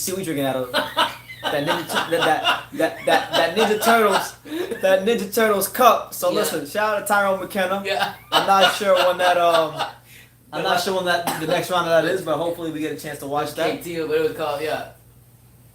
Oh, I also wanted to give a shout out to my man O'Hara Davies because in a recent video he actually shouted out True School. Not really, I wouldn't say he shouted out True School Sports, but he mentioned me because he said Respect. he did a video about Logan Yu and he said he pulled up a video from my channel and Yes. you know so he was letting me have it in his video. It's all good. But it's all good. I told Boxing. him he was a good sport about it. We talked on Instagram. So shout out to O'Hara Davies. I wish him nothing but the best. I'm rooting for him to win the tournament. So. Yeah. Cool guy. Let's see. Narrow Laces. Hello, Pops. Happy New Year. Happy New Year, guys. God bless. If you guys here locally, don't forget next week, Bad Davis. Yes, next week. If you're local here in Miami. If you're local to South Florida, Yeah. we will be at the inaugural Bad Promotions card. Blake Davis, a cruiserweight prospect. I started his own promotional company. He's having his first card at the Gulfstream Racetrack and Casino in Hollandale, Florida. So I'll be there. My credentials are confirmed. We got guys like we got Maureen Shea, former women's boxing world champion, on the card. We got Rafael Akabajori, heavyweight prospect, he's on the card. Got Blake Davis, headlining the card, of course. And then who else on the card? Oh, Philip John Sidey, who almost beat Blake Davis, he's on the card as well. So that's just what it is. The best part is when we go to local fights. And the best part is, listen, I'm gonna give you guys a heads up on the interviews you can expect, because a lot of local people are gonna show up to that fight. So you can expect interviews with Glenn Johnson, because he's training one of the fighters on the card. You can expect an interview with Jesse Robinson, because we haven't done one with Jesse in a while. Yeah. And you never know. You just never know who might show up to these small cards. Right. But definitely the zone card's gonna be great when you go. Yeah. And I'll be at the DAZN Demetrius Andrade card on the 30th. So during Super Bowl weekend at the Meriden, which is a really bougie resort somewhere on an island in Miami. So I'm gonna have to freshen up and get me some nice clothes for that fight. Amen. Get some drip, as the kids would say these days. Yeah. Brendan, Las Vegas champ, no UK, Fury versus Wilder. Yeah, it's gonna be a good fight when it happens. Looking forward to it. All the good cards are on April. Can't wait when ESPN shuts up about those Ukrainian dance lessons. Yeah, man, I'm really hyped for whenever they announce Lopez versus Lomachenko. You already know what I think about that fight. You already know what I'm saying about that fight. I'm going with the South Florida guy. I'm going with the guy that I've been telling you guys for over a year now. That is Tiefenbach man to beat Lomachenko 135, and that is Tiefenbach Lopez. And I'm sticking to what I've always said. He got more power. He's a lot stronger. He got more power. It's not even just that. He's a really smart fighter. Really smart fighter. Nobody's talking about how smart he is as a fighter. He fights well beyond his years. And that's in the fight. KOD was good, champ. Thank you. And Jonathan Sims, yeah, I am in Florida, but Keith Thurman is like 4 or 5 hours west of where I live. He's in Tampa. I'm more like closer to Miami area. In the future, we're gonna go ahead and go. But in the future, that is something that we want to go do. Yes. TV on. No, it is. Virgil Ortiz has definitely fought the better pros, but I got Virgil Ortiz. We'll see what happens when they mature. What the deal is, but Virgil Ortiz is the real deal now. But I like Ennis. I just like Ennis more. I'm a big Virgil Ortiz, so yeah. But anyway, enough of our own chatter. We are moments away from Jaron Ennis, Boots, entering the ring against Bakhtiar Yubov, and here he goes again with these extra flamboyant, pretty boy Floyd-esque boxing wardrobe. He's got, what is that, orange? He's got orange robe with green outlines, fluorescent green outlines with glitter, and what is that, chinchilla? Green chinchilla fur? Yeah. Yo, this man is swagging out. If you're wearing that, you better get a knockout. Yeah. If you're wearing that boots, you better smoke this dude out if you're wearing that. You can't be looking that flamboyant and not be knocking this dude out. So, I'm looking for a statement performance tonight from Jaron Ennis. You know what? I'm taking that pick. He's stopping in the 5th round. He's wearing that. He gotta stop in the 5th round. 7th, 8th field. That guy's very tough fighter to knock down. It's like hitting a punching bag. You never get tired from it. Effusive praise that Steve Farmwood on that highlight video Thomas fighter too. gave him on Showbox is accurate. There you go, KOD. There's your wrench. A lot of celebrities are going to that fight. Jake Paul fighting in the Super Week. You need that drip. That's not talking about that. I need that drip, so probably in about a week or so, a couple days or so, I got my nice little outfit I picked out. New look. New look, you know what I'm saying? New year. Yeah. Congratulations to B-Hop, but tonight is all about. Nah, man, I'm not doing no bets, man. I'm not doing no bets with you, Jonathan. I've lost enough bets to you, Jonathan. One is enough, but I'm going with my boy Lopez. Who's gonna bet on the shirt, another shirt? Johnny, hey, shout out to my man Johnny Martinez. He says, hey, my man Miami, Harold Calderon didn't want to give JD Martinez a rematch. The Brazilian is hurt for a rematch. So JD Martinez is fighting March 17th for the NBA title. Stay tuned, no excuses. Hey, shout out to JD Martinez, local fighter, trying to rebuild JD himself after Martinez. a tough loss. Hopefully I'm there for that fight. Shout out to my man Johnny Martinez. I saw him ringside, nice guy, great family. Again. I wish JD nothing but the best. Puerto Rico. JD's from Puerto Rico. Right. But I'm not doing no best. I don't bet on things I can't control. They're out to the fight, man. Well, fans, from the beautiful Ocean Casino Resort here in Atlantic City, New Jersey, we present our next special attraction in the ring. Once again, brought to you by Salito Promotions and Showtime, sponsored by 1800 Tequila. Facts. Introducing our three judges, scoring this bout from My ringside. man, Drawn Ennis. Drawn Ennis about to smoke this dude. What? Go to the body. Jackie Atkins. But you call out all the big welterweights too, though, James Kinney. for next year. And introducing our third man, Yeah. the referee in charge of the actions, we have... Drawn Ennis versus Earl Spence. Make it happen. All right, fans, here we go. 10 rounds of boxing in a welterweight special You're attraction. gonna say the winner of Josh Taylor and Ramirez to take Crawford possibly In the future, yeah. He is fighting out of Houston, Texas, by way of Woo! Kazakhstan. Woo! He weighed in at 146 A man, you off. pounds. His hard-hitting Guys, he look like he lost a little weight though. He looks Thinner than last time, I think. Maybe just me. coming by way of knockout. Oh no, you gonna see Enrique. I'm about to be swagged out when I go to that fight. What? The alpha he got? What? Swagged out. Step back. There you go. Drawn Ennis. This man got orange and green. Why the hell would he pick orange and fluorescent green?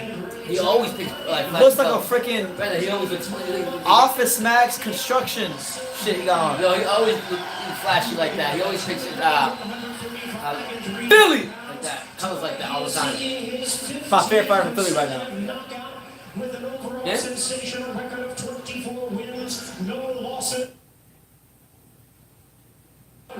Knockout.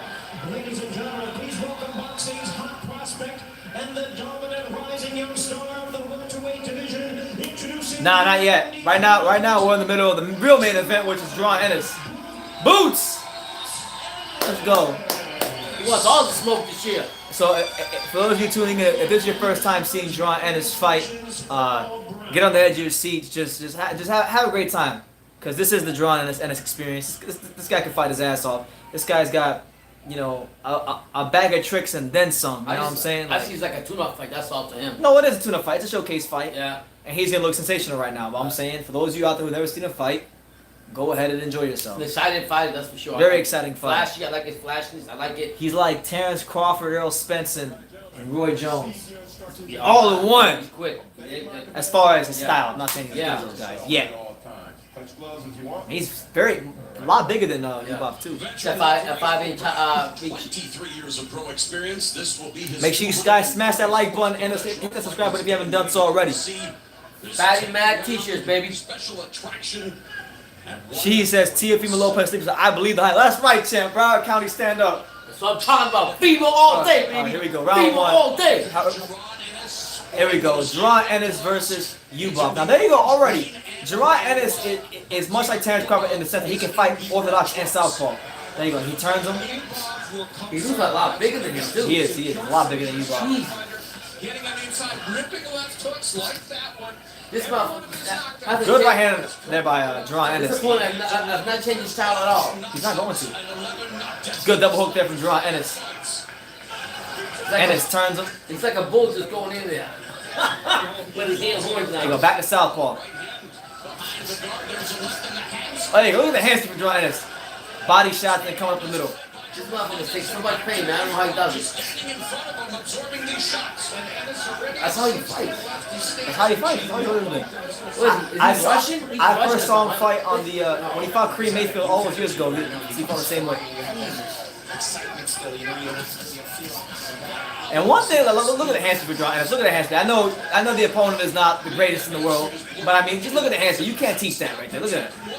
He's trying to finish him off. I'm trying to tell you. But that's a bull with his horns now. And here goes Ubov. He's pushing him back. He's doing roughhouse tactics. He's doing what he's got to do, but Ennis stays composed. He's placing them shots to the body. he looked at somebody in the crowd, he started smiling, and he's going to town on you about Jesus, left hook, right hook, left hook, right hook, left hook, right hook, and he drops him. He drops me in the first round. Yo, That was a knockout or push? knockdown. That was knockdown. Gerard Ennis with a knockdown just over 90 seconds into the first round. And it's not looking so good for you, Bob. Ennis about to fold him up. What did you say? Fold him up like a blue steel chair. Fold him up like this pillow. Here he goes. Oh my God, Gerard Ennis. He's got him out on his feet. And another knockdown from Gerard Ennis. Fight's done. Gotta be done. 1 minute left here in the first round. He didn't get him out here in the first round. This guy's face already lumped up. Gerard Ennis. Man, the swag of Gerard Ennis is off the charts. Oh my God, uppercut from Gerard Ennis. Another uppercut. Oh my God. Oh my Lord. He needs to stay away that dude. Jesus, Gerard. I'm just trying to fight though. I gotta give him that. No, his spirit's not broken. He's still coming forward, but Gerard Ennis. Oh no, he's gonna get him out of here. He's getting him out of here. This fight's not gonna, he's not getting out the first round. Yubov better time up. Good body shot there from Gerard Ennis. Yubov still coming forward. Lands a good right hand up top there on Ennis, but Ennis rolls the shot, so. There you go, good right hook there from Ennis. And a straight left. And a left hand on the middle. I mean, he's throwing punches so quickly, I can't even get out everything he's doing. Oh my God.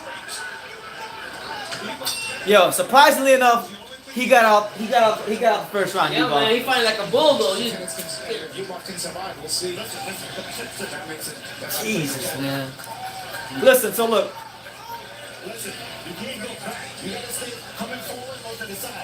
His trainer should just stop fighting.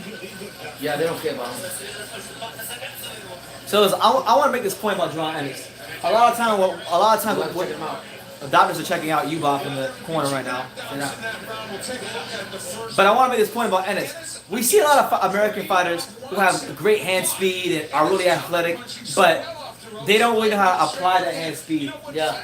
Ennis is athletic, but he knows how to apply the hand speed. He knows how to, At the same time, the pressure. and the pressure, and when he throws his punches, they're with a purpose. He knows how to turn fighters. He knows how to spin on fighters. Crazy. He's got great fundamentals, along with great athleticism, along with smarts and the right, and just unshakable confidence so far in his career. Now, obviously, he hasn't fought nobody yet. We acknowledge that, but you gotta acknowledge the skills. Here goes Ennis again. Let them hands go. If it's low, let it go, and if it's high, let it fly. We want all the smoke boots. Look at that uppercut. The trainers should stop that fight. Yeah, they did stop this fight. This dude's taking a You beating. gotta say so. He's okay. He's getting killed. Remember I told you? I mean, he's just throwing these hooks like this and like this, and eventually what's gonna happen is he's gonna throw one of these hooks, and right in between one of them ends is gonna shoot a straight left down the middle. It's coming soon. It's coming. Give him credit. He didn't even got a beat. That guy's gonna be brain dead by the time God bless him. He's about 60 years old. He just goes forward like this. How do you train like that? Good body shot from Yubov. And it's blocked the second one.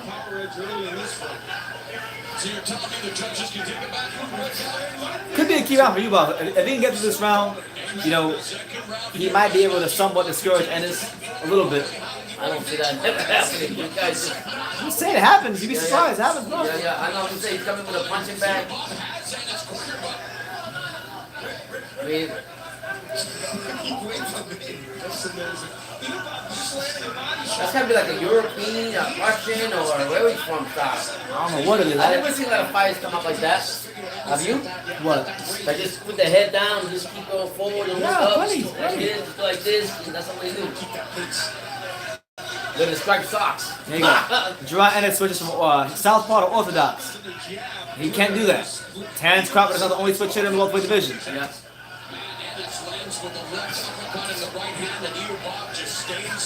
Yubov is taking a massive beating. I mean, credit to him. He's got this Joe Frazier style defense now. Crazy. There you go, Yubov. Come on, Yubov. Don't let this guy beat you. Good uppercut from Gerard Ennis and a straight right hand off of it. Damn, look. How the hell is Yubov on his feet still? That's what I want to know. I mean, he's getting hit with almost everything. You couldn't pay him to move his head. Good left hook by Yubov. Yeah.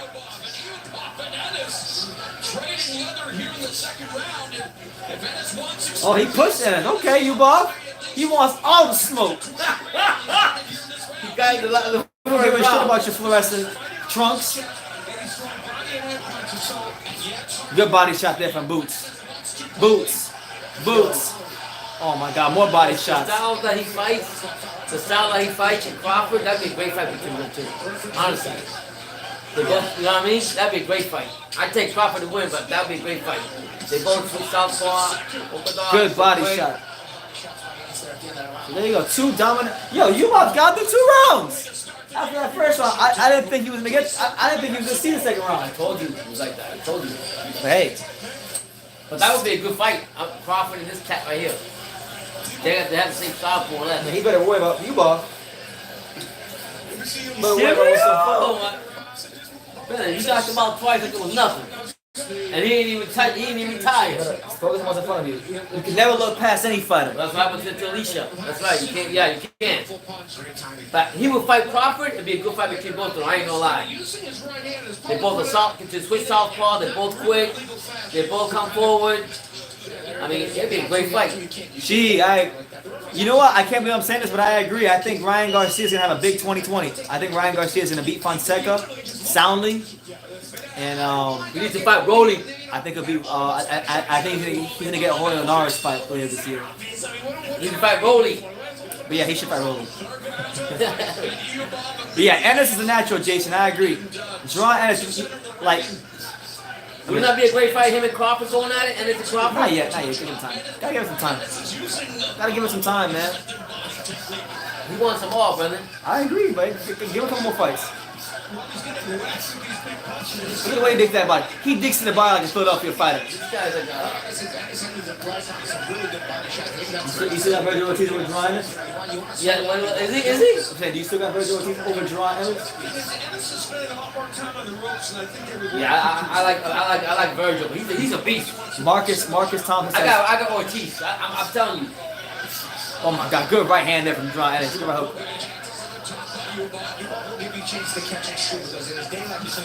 There you go again. Jerron Ennis. Flashy combinations. And a straight left down the pipe from Jerron Ennis. And Yubov, it's like the more Jerron Ennis hits him, the more Yubov continues to keep coming. And this is good for Jerron Ennis because this is going to teach him how to finish fighters. Yeah. And he's like a bull. Put his horns on and goes. Good right hand there from Yubov. There you go. Good body shot there from Ennis. I thought I've been saying that the whole fight so far. You don't think Ennis got tied out though for the first round? He's winning. Why the hell will this guy go? Yeah. You know, because this far in his career, everybody's fought. They're pretty much going down after an onslaught like this. Well, he did go down twice. No, I'm talking about the finishing him. Yeah. He's a bull, man. He's a bull. I'm telling you crazy about this guy.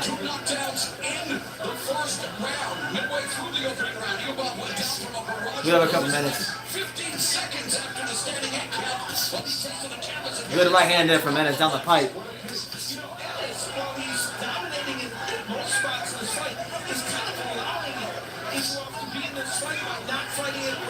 This is a fight where, Ennis is winning the fight clearly, but it's one of those fights where you're still suffering through it. It's one of those fights that's great for your experience. There you go. Good defense there by Jerron Ennis. Man, Yubov is still there. He's still there. He's still working. He's still doubling up on That's that what it was hooks. his last fight too, though, but remember last fight? Yeah. Come forward. Oh my God. This guy's taking a beating. How much can you take? The trainers He's don't care really about pissing him. Black in the Ruslan Bravado Cup after this No, but I'm fight. saying the trainers don't even care about him. I was throwing the towel, honestly. Here come, man. Watch this.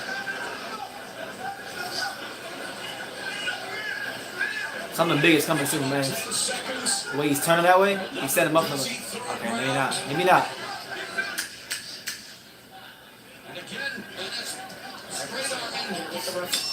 There you go. And an uppercut to end the third round from Jerron Ennis. So look, it's been a very, very, very dominant performance from Jerron Ennis. Credit to Yubov. He's doing what he can. He's pressing forward. We'll question a lot of things with Ubop, whatever question is hard. His team don't care about him. Stop the damn fight. Guys They get beat down. are be pissing black on Ruslan Barakov. If Ennis had power, Somebody's telling him. Stop the fight. if Ennis had power, he'd not have to do it out. He's never been stopped before. Well, how can you say that? Somebody just told me he needs to stop the fight. Shout out to Hawker Mustang. Cheers, mate. Shout out to you. I gotta do. Yeah, he just said the doctor or the black guy said Listen, stop the fight. Marcus Thompson, though. I love Marcus Thompson. I agree. My man Crawford is in the league of his own. That's why I'm wearing his shirt. I love Crawford. I think he's an amazing fighter. But I'm just telling you, man. Don't look past this young buck Ennis. He's gonna get better with time. He's already pretty damn skillful as it is. He is trying to get skillful. Give him 3-4 more fights. He'll be right up there. I'm telling you. That's why they're gonna stop the fight. I'm glad. The guy told him stop the fight. Give him three or four more fights this season, and he's gonna be something special. And here we go. He's getting destroyed. No, Ubop. the guy already told the trainer to stop the fight. That's what's wrong. Stop it now. The trainer don't care about him. How you gonna sit there like this? Oh, he's okay.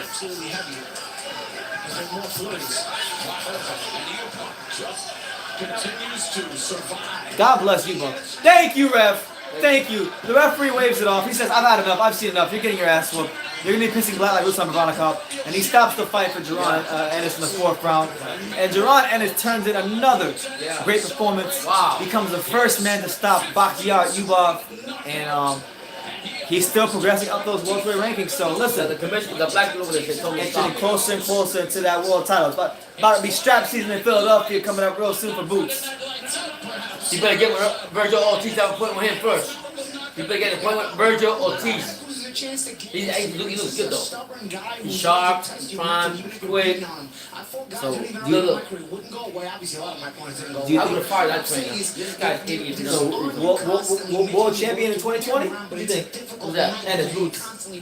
Is he based on what I'm asking you, is he beating Crawford or Spencer Pacquiao in 2020? He ain't beating Crawford. He's gonna give Crawford a good fight, but he's not beating Crawford. He's got the same tools. He's got the experience, but he's not beating Crawford. Marcus Thompson says, but Crawford might still have Pac-Man problems based on his last performance. Listen, Marcus. Listen, I love Crawford. I mean, guys started. I'm wearing his shirt, but you know what? Everyone got Pac-Man problems. All right, he's got Pac-Man problems.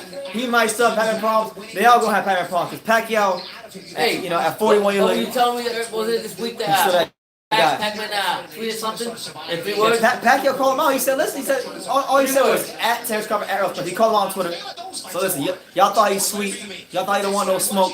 Man, he's free smoke Pacquiao. He wants all the smoke. How about that? He tweeted 3 words: Spence and Crawford. yeah, Crawford. He says he wants to see Jaron Ennis fight Nikita White Chocolate Abibi. The guy, I think he was smoking. He was smoking Nikita. Nikita don't want that smoke. No, he don't. And a reminder about throwing combinations, which he clearly did. I'm glad he stopped the fight because that's a trainer for him. But yeah, why not? Nikita Abibi, why not? Combinations at just a dizzy Listen. rate.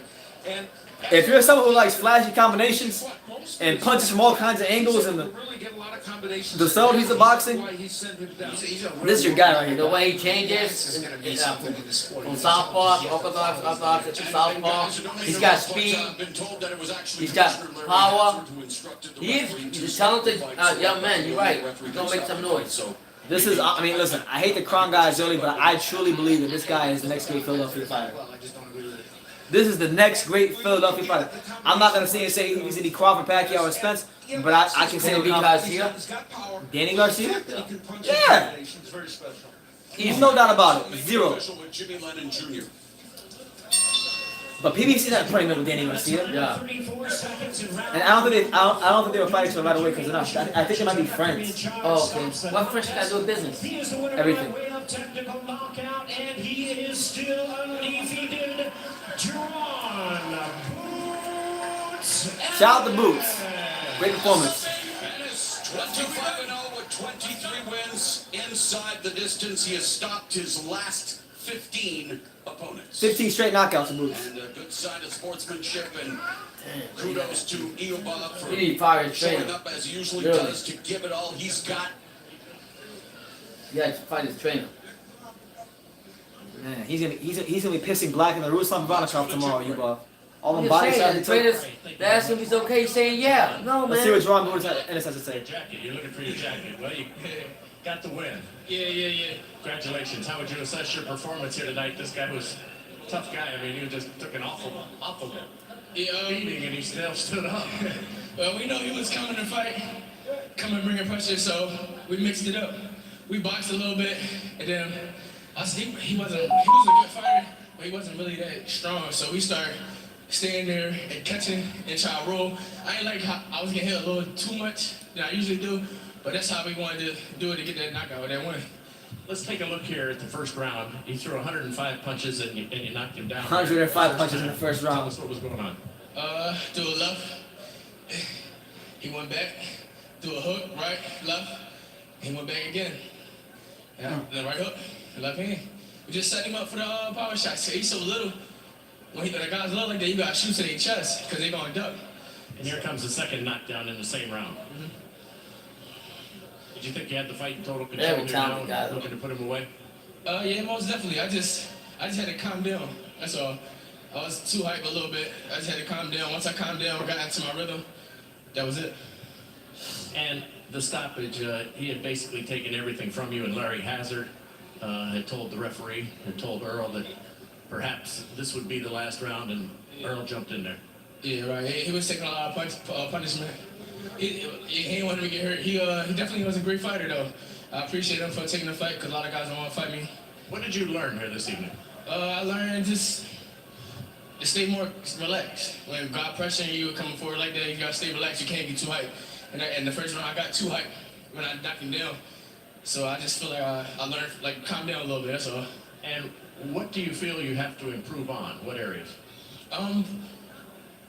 And I ain't say nothing. Dad would tell me something different. What do you think? you gotta ask my dad on that one, but I feel like everything was cool. Yeah. And just whoever they put in front of me, it's just gonna be, I give you something different every time. Like this fight, I stayed close.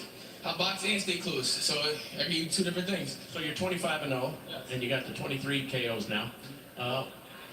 When do you think you'd be ready for some contenders or possibly champions? I've been ready, yeah. I've been ready since I was probably about 18-0. We was calling all the guys out. We've been one of them. They keep running. Y'all can't run no more. Y'all can't keep running. I'm right here, baby. All right, I'm sure you'll have your day. Congratulations. Yeah, most definitely. Thank you. Appreciate y'all. Hey, Philly, what's up, baby? Brickyard, where y'all at, baby? All the Philly fans here in Atlantic City. Brickyard in the house, heavy. All right, thank you. Congratulations. Morrow, back to you. Phillies, there you have it. Philadelphia's own Jerron Ennis. He didn't call nobody, though. He scores a fourth round. No, he's a quiet guy. A fourth round stoppage victory over Bakhtiar Yuba. He's one of the first men to stop him. And another impressive performance. He improves to 25-0 with 23 knockouts. He stopped his last 15 opponents in a row.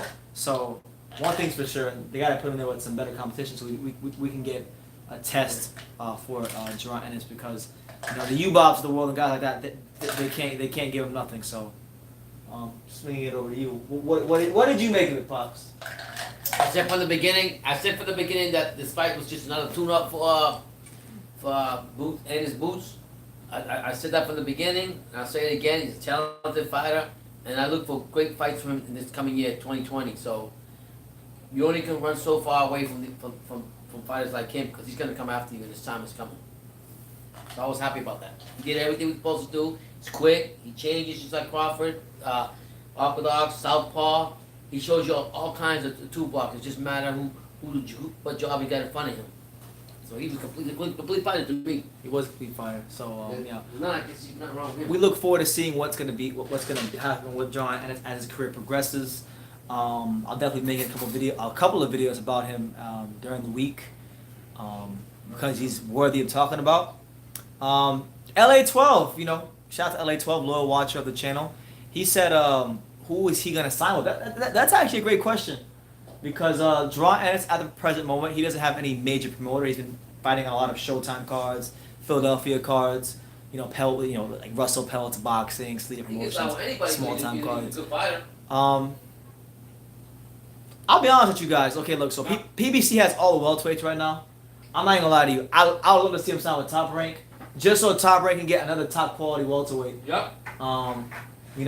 because then Crawford could have a couple opponents. You could have Joanne Ennis. You could have the winner of Ramirez Taylor.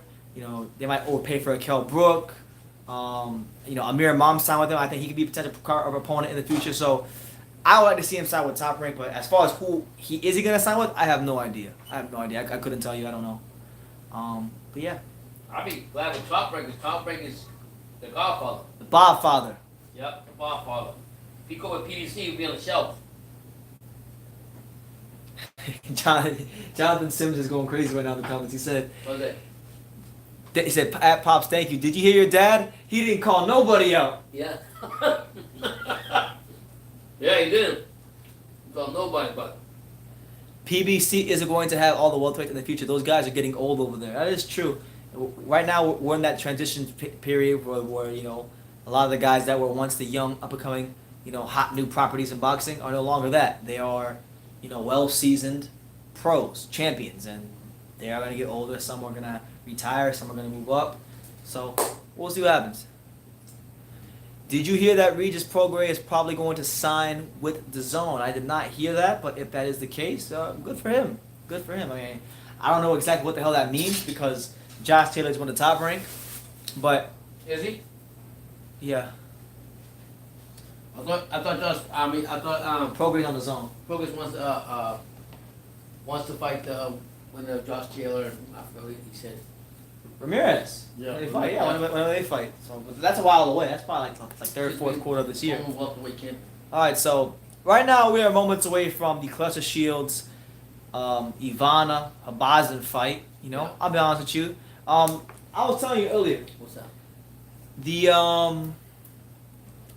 odds for this fight. This chick is like 100-1 against Claressa Shields. So this is like if she won, it would be like bigger than Andy Ruiz or Buster Douglas. Jackson's still training, huh? Yeah, John David Jackson is training Claressa Shields, the 2-division world champion. So there you go. Claressa Shields has been very confident these days. She's a 2-division champion. She's still undefeated. She got her teeth fixed about 2 fights ago. So she's on top of the world right now. Yeah. Right on top of the world. Bless her. Bless Claressa Shields. Flip Michigan. Flip Michigan, stand up. Tank walks around close to 190. Yeah, Tank's weight bully, like a lot of these guys in boxing are. Tank was a joke this last fight. That's what I'm gonna say. I think so.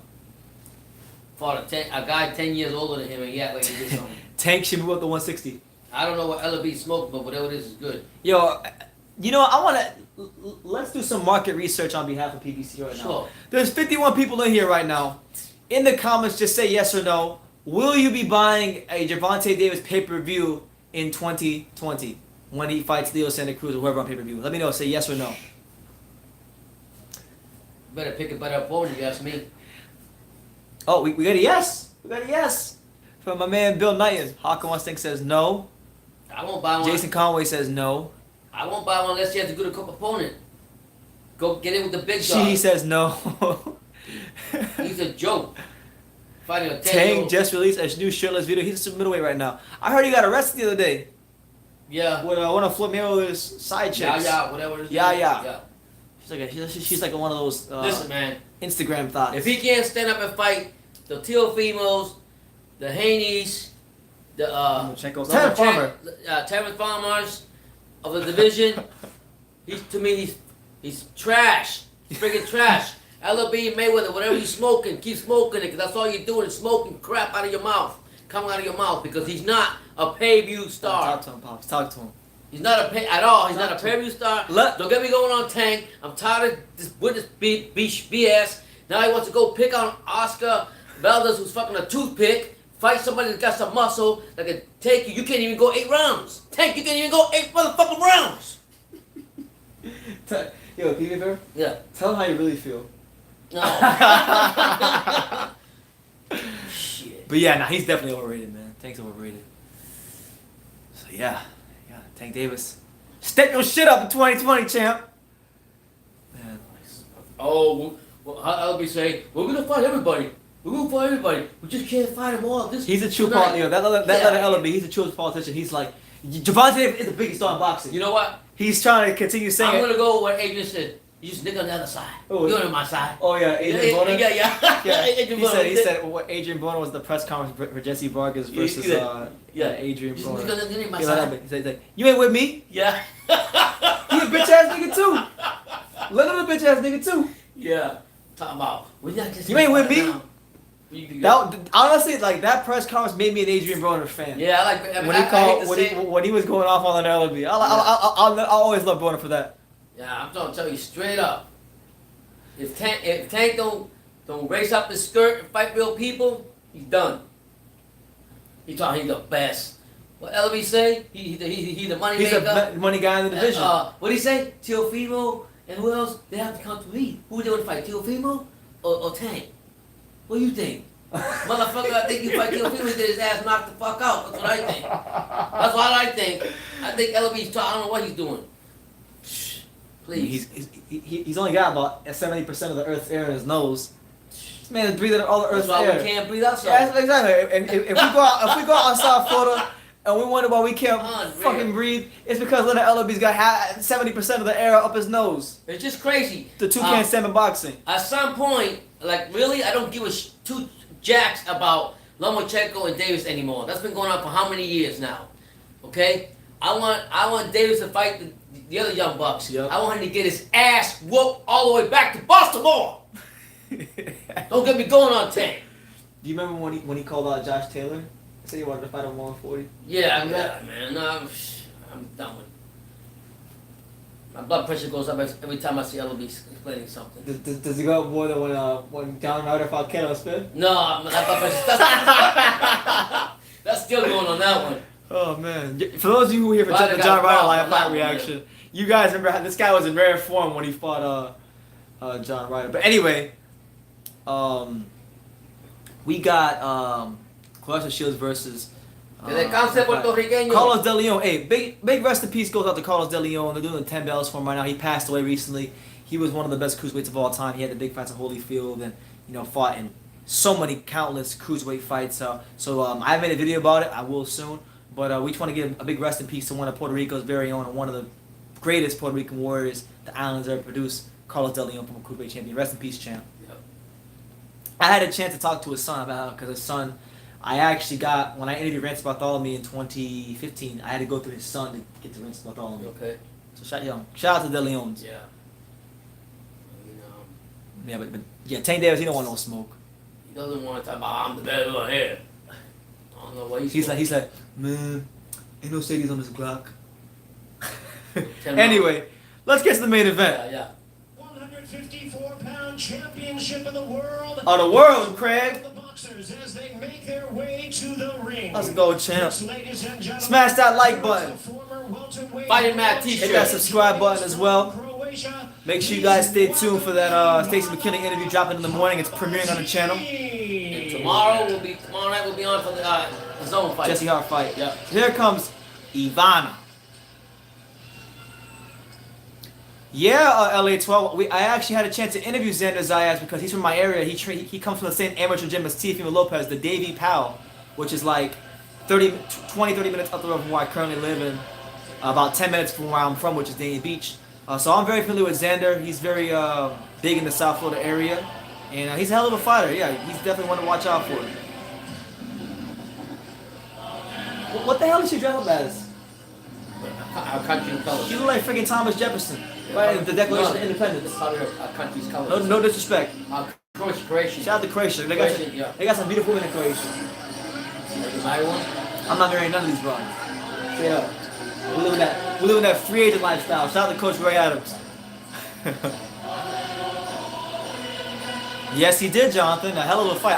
I actually watched that fight I just watched that fight for the first time like last March. You talking about? Carlos De Leon versus Holyfield. And the Croatians are in full effect. Yep. It's not gonna mean anything. I can't tell if she's serious or if she looks like she wants to do a funeral. What do you think about the Kalaki fight with Brazil? Guys, what do you guys think about Toro Brazil against Kalaki? I think it's a joke fight. Man, she's like a pirate right now. She's focused. So right now, Claressa Shields' opponent is walking to the ring. Ivana, 101 underdog. If she wins tonight, it would be a bigger upset than when Buster Douglas beat Tyson. Than when Andy Ruiz beat Anthony Joshua. You know what I'm saying? Shout out to the Ninja Turtles. Yeah, we got Michelangelo. We got Raphael. You about to come out with some Two School Sports. We got Donatello. Hey, Two School Sports Ninja Turtle shirts. The title fight at 154 in April of 2016 in her last fight, December of 2018. Yeah, well, right now, Ivana is making her way to the ring with the Croatian national anthem playing. You guys got a dear friend in Croatia that got cancer. She's fighting for it too. That's why she looks so sad. Okay. Looking to tame the bull as she sports. She's dressed as a matador. Okay. She's 1-3 the world boss. She can keep the momentum of her last two fights that you alluded to. Someone said she was like Brett Hitman Hart. She looks like Mickey Mouse to me. Who is the best gatekeeper in boxing? Adrian Granados. Adrian El Tigre But Granados. now you're saying that who they making him like that now? Brazil? Brazil, they're Yeah. trying to make him like that. PBC is that is. And now making her way to the ring, here is the undefeated two-division champion of the world from Flint, Michigan, Claressa. Shout out to Claressa Shields. She's also one of South Florida's adopted very own. Her entrances are always over the top. That's true. Okay, Ronaldo's not a gatekeeper. I agree. He gets robbed a lot. That's best gatekeeper in boxing. Machado's not a gatekeeper. He just sucks. Girl power. Oh god. Is this that bullshit Beyonce song? It is that bullshit Beyonce song. I mean, Claressa Shields like she's possessed. Is it? I agree. Granados got royally robbed against Robert Easter Jr. Yeah, this that bullshit Beyonce song. Who runs the world, girls? She's twerking against the You better ring. stop freaking dancing. Last time she got knocked out. This fight is a con job. Shields is fighting the Last black. time she got knocked down. Remember? Yep. She's wearing a crown. They put the crown on her. Okay, she's got the Ring Magazine belt in the background. Listen, if she didn't have this damn song playing, I would say this is a great entrance. But Jesus Christ. I ain't gonna say that. What was I gonna knock her out? Who runs the world? What Here, the fight? song. I fucking hate that song. Hey, you know that song? By Beyonce? Basically, it's a song about. Beyonce or what's her name? Basically, it's a song. Jay-Z, I don't want to hear crap about her. Basically, it's a song where Beyonce talks about how girls in the world. Look at that. How girls are running things. And you know what I say? If they're running things, how about if America goes to war? How about they go fight in the war? She gets knocked out. Who that gonna knock American black girl knocked her out? Knocked her down for the first time? And she still came back on the fight? Her name? Hannah Gabriel's? Yeah. Shit, you better stop all that dancing and shit. You better not do that against Nunez, for sure. 3 division titles faster. You know what she reminds me of? All this My main man, Lyndon Jones, good channel. Durante Wilder, all this crazy shit on. Yeah. I can see that. Just 2 knockouts, but she has said after everything that has happened between her and Yeah, it was worse. It was worse than when yeah, I agree. Granados got that Broner robbery was horrible. She got a Halloween costume? Lyndon Jones said he's a fan. She gets an L just for the entrance. Yeah, we're gonna tag at least half of a loss on the record for that. Look like Deontay Wilder walking in. Crazy ass. She got blue hair. She's walking out to Beyonce. Hey, it's Claressa I mean, Shields. mad respect for Flint, Michigan, where she came from, and what she's doing for boxing, but don't get your head too big. You need to You know know. she trained from Trevor Pines? Yeah. So you remember when me and you and Richie went to Hooters, and there was that one girl, and she was saying, oh yeah, my friend runs the boxing gym. Yeah. Remember I told you I never been to that gym? That gym that the Hooters girl was talking about, that's what he trained at. Who got by? Yeah. Hannah Gabriel's is from Costa Rica. I know, but she's fine. Who? I like it. Hannah Gabriel's? She ain't finding us Lisa Estrada. Shit, BB. It was good with me. Hey, man. In the future, guys.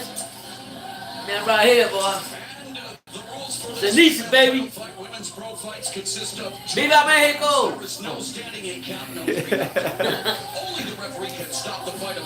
What's your prediction on this fight, guys? Yeah, so what do you guys... So, Claressa Shields has 9 fights. This is her 10th fight. She's only got 2 stoppage victories. Can she stop the Croatian? Will she stop the Croatian? Let me know in the comments. Let me know yes or no. Like, I'm going to say about 90% they're not buying up the pay-per-view fight. I already told you that. Oh. Ladies and gentlemen, we welcome you to the beautiful Ocean Casino Resort here in Atlantic City, New Jersey. For the feature get up. of the evening brought to you by Smash that like button, guys. Hit the subscribe button. Fighting match t-shirts. Super chat. Chat. Thank you guys for being here. Start out the new year in a good way. Tomorrow will be great. Getting more boxing. The WBO President Francisco Valcarcel, Supervisor John Duggan, and the New Jersey State Athletic Control Board Commissioner Larry Hazard. Judging at ringside, we have from New Jersey, Deborah Barnes. From Pennsylvania, Lynn Carter. And from New York, Robin How many fights does that break us have? And introducing Consider the breakers. You got a lot? Well over 30. Wow. Yeah, Breaker's been around for a minute. She's older too than Claressa, right? So these guys are saying 5 rounds, 6. I'm gonna go 7. I'm gonna say she doesn't stop her because she has no punching power. But you know, the other, yeah, I agree. The other girl looks frightened to death. So you know, I'm gonna say 10th. Yeah. I'll tell you like this. She's motivated too because she's fighting for that person that's sick. So that's motivation. It'd be crazy if she goes like Mike Tyson mode and she knocks Claressa Shields out. Like that, but I told you I didn't expect that she got knocked out for No, but the other Gabriel can fight. Yeah. Much different caliber of fighter. 23 with 7 KOs. She was eating ice cream on the scale yesterday. So that you know. Ladies and gentlemen, please welcome the former IBF female welterweight champion of the world. She's got a red towel and in yellow letters, and she's holding it up and says, "You ain't gonna do shit." What is it? Yeah. What a towel. They hate each other. Yeah, I want the other chick. Just for the towel, I hope the other chick wins. That shit. She put. Yo, she had a red towel and big yellow letters and said, "You ain't gonna Across do the shit." ring, Claressa, she can read it. And she's doing like this. a bull thing. Here is the two-time Olympic gold medalist. I haven't seen her fight either, but I'm not allowed to. After that, They've been going at it back and forth though. after seeing that towel, I kind of like the fact that she put. It's hilarious. This woman added some exciting this year. Ladies and gentlemen, please welcome the former unified super middleweight world champion. She says, "I'm rooting for her already." Yeah. They don't get along with something. I don't know why. They don't get along at all. Because women don't like each other. They had security for the press conference between them. Literally. Yeah, it's been 7 years, Lyndon. So I don't know. I can't see it either. Once again, a referee in charge now to give instructions. Sparkle Lee. Yeah, Let's see what you're gonna make do. sure you guys smash that like button. Ivana is not good. No jab, no defense. Very limited fighter. Oh wow. That's what I'm expecting. What is it, like a cherry pick? Yeah. No, you can't say that. She's former world champion. On the precipice of history, or will Ivana Habazin When she wins the title, she's gonna become a 3 division champion faster than Lomachenko. She's gonna go insane. Yo, if she stops her, expect for her to go absolutely insane. wins 3 losses, only 7 You gonna see? knockouts, but she has nothing but antipathy for her opponent tonight. Man, she even told she told us with the towel. She said, "Listen, we ain't gonna do shit. Look at this." Let's fight. Nah, honestly, I think Claressa gonna outclass her. She probably end up winning the fight. She's too basic. Let's see. Round 1, Claressa Shields versus Ivana Habazin from Croatia. Habazin in the black trunks, the gold trim. Claressa Shields in the all gold. Claressa Shields jabbing out the ropes. She was just all her jab. Yeah, but she's keeping that bay. Habazin comes. No, you can just look at it right now. Nothing's really landing right now, but you can tell Claressa's quickness is all, she has the advantage, clear cut advantage in hand speed. For those of you wondering, this is in fact a 10 rounder, so they are fighting 2-minute rounds, so we're not getting 3-minute rounds. Good body shot there from Claressa Shields. And a good jab from Claressa Shields, a double jab from Claressa Shields that lands flush on Ivana Habazin. Another one. Claressa Shields fainting. Left hook, right hand down the pipe. She's come that distance already. She's trying to walk it down immediately. She's trying to fold her up like a blue steel chair. She passed that test and has continued to ace every exam put in front of her. And of course, Al coming off a win over Christina Hammer as well, who was a champion. Claressa Shields. So far, so good. Shields dominated that. Ivana fainting. Lands a grazing right hand, but nothing crazy. Shields roll up the shot. Shields with a triple jab that nothing landed, but you know, backed Ivana up. Another double jab there by Claressa Shields. Both those landed. Ivana tying her up. The fight for like a vacant title. This? Yeah. No, I think she's champion. I'm not sure. Yeah, so expect this. I'm gonna agree with she. This will probably more likely be a snore fest. The best part of this fight will more than likely have been when Ivana held that towel up and said, "You ain't gonna do shit." That was probably the most exciting part of the fight.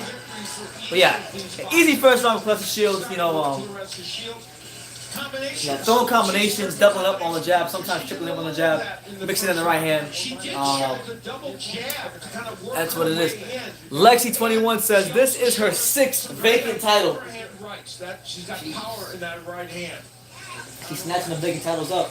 As for Habazin, For the 73, yeah, make sure you guys, if you're gonna be awake late in the morning, 4 a.m. Eastern time, 3 p.m. Central time, 4 a.m. I say 4 a.m. Eastern time, 3 a.m. Central time, 1 a.m. Pacific time, and 9 a.m. UK time. Stacey McKinley interview, the most recent Stacey McKinley interview. It'll be premiering on the channel, so set your reminders and go ahead and watch that. Cecilia Brækhus beat Ivana in 2014, I know, and she also lost to Michaela Lauren. Alright, so round 2. Let's see if Ivana can make this a fight. Shields with a double jab, backing up Ivana. Ivana needs to try to hold her ground if she wants to have any success in this fight. Good body shot from Shields. And a jab from Claressa Shields. So far, again, a lot of good defense shown by both fighters. I haven't seen. Yeah, she gotta keep her range, but she's gotta also. When Claressa throws these double jabs, hold your ground a bit. Hold your ground and try to roll the shots. I mean, that's probably not something she has in her arsenal, but if she can do that, she just got 23 fights. From really being able to create anything. Good little jab there for somebody by Doing Ivana. all this other stuff. If she's as good as she is, she'll be trying to finish her out. She's trying to be all big and finish her out. Shields. Yeah, Ivana does get a knockout because she's probably not gonna win. There's no way she'll win a decision against Claressa Shields in America. No. Good left hook there for Claressa Shields. But to be fair, Claressa's beating her so soundly right now. I don't think she's gonna need a freaking knockout decision to beat Ivana. What? Right now, look. We good? World War III. Y'all going now? I'm good, champ. Yeah. We settled already, so I'm okay. Shields to come out and finish off early. Show that you all this and that. When you fight Nunes, you're gonna get your butt whooped. I'm telling you right now, you're gonna get humped real quick. And Nunes is not gonna fight for less than $1 million. You already said that.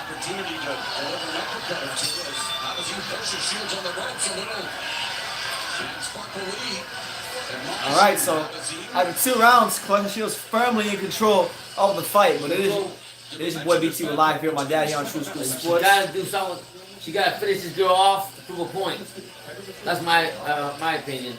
talking all this junk and all this. I'm the best, and I'm the best, and I'm da da da. Equal TV time. Let her fight. Hey, you know what? Let her fight Louis for UFC. Let me ask you a question. Huh? Do you think that she deserves equal pay, equal TV time? Who? Equal promotion? Claressa Shields. No, she's picking up big-hitted belts. Okay, do you think she Get a fight deserves more promotion than Deontay Wilder? Habazin, and they would No. have a tense moment here as Sparkle Lee tries Oh, to get in they didn't come up with that damn music in the beginning. R.I.P. ponytail, John David Jackson. Yeah, no ponytail. No Steven Seagal. Okay, they go third round, and she still hasn't finished the girl off. Guess what? I got a question for you. I like her, but she got to do more than stop talking. When John David Jackson had a ponytail, did you look at like Steven Seagal to you at all?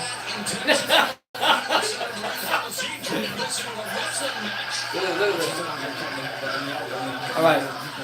What's the name? Habazin's getting hit to the face. There you go. The referee says, "Let's fight. Come on, all right." Shields never talk about all this stuff. There you go. Good jab from both the Shields. Finish her off, Shields. You want to be the best. Finish her off. Finish her off. We want to see knockouts. Let's see you finish her off. You want to be a legit. Do something. Yeah. Because I'm telling you right now, you get in there when you're doing this, your ass is going to get grasped. Boxing and UFC. Nah, you ain't got boxing her. You ain't messed up. You knew she got some power. You will beat her ass. No, boxing. Boxing too. She boxes too now. It's not surprising. She's a beast. You know what, Lexi? Who's the best opponent that she's fought? You make a great point, Lexi. Savannah Marshall might be the only girl that could be close to she's around that weight right now. Because Cecilia looks like she's on the way out. She's getting old. So we don't know how good Cecilia is still. I mean, I'm sure she's still good. Miles better than all of her other opponents. But yeah, Savannah Marshall has that experience. You know, with Savannah Marshall beating her in the amateurs. You know, obviously it's different, but it's a good fight to see. But right now, Claressa Shields is, you know, throwing some good hooks. You know, trying to make a statement, but Ivana's doing a good job of tie her up. If Ivana Habazin is doing a good job of anything, it's tying Claressa Shields up and not allowing Shields to get distance to punch off of and hurt her. Yeah. True School Sports, and shout out to my man Nathan Ogden, Main Event Boxing Talk. He says True School Sports shows favoritism towards matchroom fighters. Name them, Nathan. Name them. I mean, I like a lot of matchroom fighters, but I wouldn't say I show favoritism towards them. I just call it a spade a spade. That's how you perceive it. Is it the fighters that you don't like? Is that why? No, because Nathan's a good. Nathan and I are friends. We get along.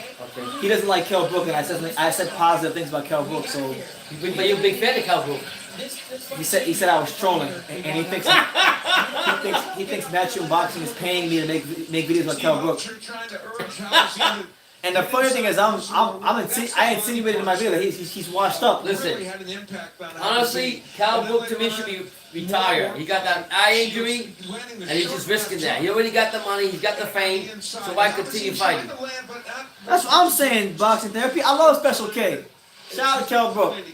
February. As we get set for round number 4, here scheduled for 10 rounds. Karen Betts, shout out to you. I try to be, man. It's hard. I mean, I try to be unbiased. I mean, but everybody has their own biases. Like, everybody has fighters they like, but I try to. Everybody's entitled to their opinion, and whether we like it or not, it is what it is. Yes.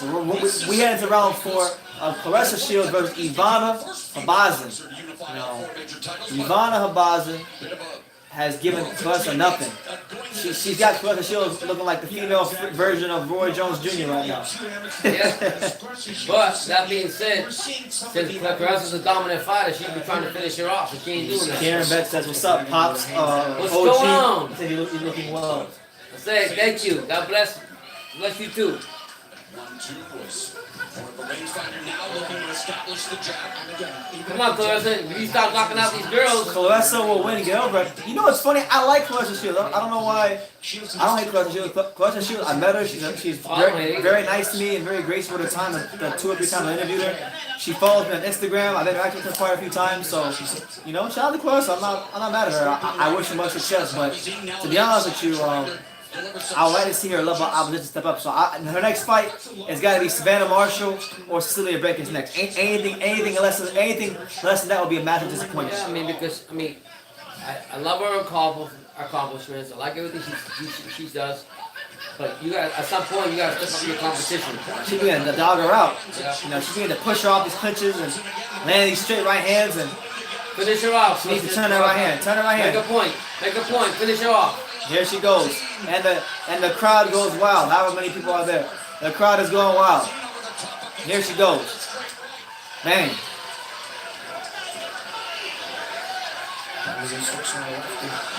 Good shit right to the body. She's got Ivana huffing and puffing like a big bad wolf. She's probably thinking about her next fight to Claressa. Good jab that Claressa Shields to end the round. And through 4 rounds, it is a Claressa Shields performance, and she barks and says something to Ivana as the fight as the round closes. Let's see. Get into some more comments. People don't like Shields because of the James Ali by shit incident, and that sometimes she becomes a feminist all of a sudden. Yeah, that's the main thing. And you know what? I messaged her on Instagram, and I told her personally. I told her I had a problem with what she said, and I sent her one of my videos where I was calling her out. Yeah. She didn't respond though, but. You know, aside from that, What you disrespect Ali? What you say? no. Once she gets on the whole equality about equal TV time, equal pay, you get equal TV time, equal pay when you start selling equal amount of tickets and drawing equal amount of attention. I'm sorry, but like you're not gonna get equal attention just because you're a decent fighter and have a vagina. You know, straight up. I respect her. I wish her nothing but great success in her career, but you know. Stay at it, Claressa. All I'm saying is she's winning this fight, but doing it faster. Knock your opponents out. Ivana used to fight at 147. Shields dragged up to 154, and that makes it a cherry pick. Fact. Wow. So round 5, at the halfway point, you know, these fights go by pretty quickly. What was that going to talk about Marshall? She's good, right? She beat Claressa in the amateurs, and it's a fight that she could not. She undefeated, not doing pretty good for herself. It's a fight that she talked about. But what class is that? I don't even know, to be honest with you. I just know I keep hearing they getting thrown around. And she's an Eddie Hearn fighter. Eddie Hearn keeps throwing that fight around, so why not? We want to see. Yeah, most fighters a lot of fighters do weight bully Lyndon Johnson. That's why I give so much credit to Roman Cholatito Gonzalez. He's one of the only fighters that doesn't weight bully. He doesn't weight bully, and he beats the shit out of people. Yep. He never turned down a fight, right? Near his walk around weight. Ivana has cut the ring off of Claressa Shields. She had a bit of success there, but Claressa's pushing her off, and now it looks like she's hurt Ivana, and Ivana's pushing her away. Ivana's in survival mode. She should get equal TV time because she's an equal athlete. Well, that's not how it works. She has to draw equal amounts of viewership and money, and then she'll get there. No problem, but she's not there yet. So till then, she'll be fighting on Showtime on Friday. No disrespect. Guys or girls do that. Yeah. The opponent realizes there's no risk in throwing punches at you because credit to Ivana. She's pushing Shields back. You know, she's trying to get those hands free and work, but you know, it really looks like as the rounds go on, she has very little for Claressa. So I got it 5-0 Claressa Shields. I think I'm not lying to you. I think this is going to full 10. Claressa doesn't stop fight, nobody. man. Unless she knocks him out, she ain't gonna press me. But she's right. Roman Gonzalez fighter of the decade. He's speaking the truth. And he got a title fight coming, right? Oh yeah, he might be fighting Kalia 5 soon. So you already know. We can laugh for that fight when it happens, if it does happen. Well, Claressa Shields using the jab as a good range finder. Yeah, that James Ali incident was horrible. What happened? A pitch stand of her career. Those jabs pushed Habazin out Was she of talking bad about? No. Her trainer got beat the hell up at a press conference, and it was like, I forgot what happened. I forgot. You guys could say in the comments, I forgot what happened. I don't remember. I just know it was really bad, and James Ali Bashir got hurt really hard. She's physically stronger. Golden, what's up, champ? Yeah, that's true. How is Roman Gonzalez fighter of the decade? How is Roman? how is Roman Gonzalez not the fighter of the decade? Answer that question. And if you're gonna say Ron Versailles knocked him out, that is not valid. Like, where are y'all from? Well, right now we're reporting to you live and direct from South Florida, Miami to be exact. That's where we live. First boxer from America, male or female, to Yeah, he was talking shit to Claressa Shields' sister, and he got sucker punched. He didn't know about Shield by a male, I think. Yeah. So round 6 of Claressa Shields versus Ivana Habazin. It's a 5-0 shutout and a very uneventful fight. For Shields. You know, she started somewhat tentatively in the first round, but if you remember, she did the same thing against Hammer. I still gave her the first. She's won everything since National She's the only one. Like, this is supposed to be about big man fight. Good body shot there from Claressa Shields. I think that hurt her. Might hurt her. Uh-oh. Body shot again. Claressa's chopping that tree. She's chopping that tree like Paul Bunyan. Like Paul Bunyan. There you go again. Oh, man. Ivana's going to go down soon. She is going down soon. Oh, there she go. She's taking a knee. She's down. Habazin goes down for the first time in her career. And will Claressa Shields be prophetic? She said she was going to stop Habazin within 6 rounds. That was an initial body shot. It was just a follow-up. She couldn't get any breathing space. Habazin goes down to one knee. Claressa trying to close the show. She's trying to close the show. I'm just surprised she got a knockout. She doesn't get a lot of those. Yeah. Good body shot there. Shields, but this lady has no fighting power at all. She ain't fighting back or nothing. I mean, she's holding. Yeah. She's in survival mode. Well, she's like the last fight left on Alien. Yeah, that's the first knockdown in Claressa's career. Claressa Shields has never scored a knockdown.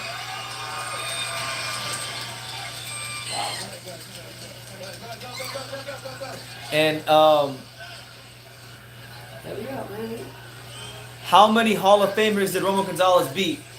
He beat at least one. He beat a guy out of Estrada who's gonna go to who I believe will be a Hall of Famer when it's all said and done. He beat Carlos Cuadras, who was an undefeated champion and the #1 guy in his weight class, and he beat him on no tune-ups, moving up to a weight class that he's too small for.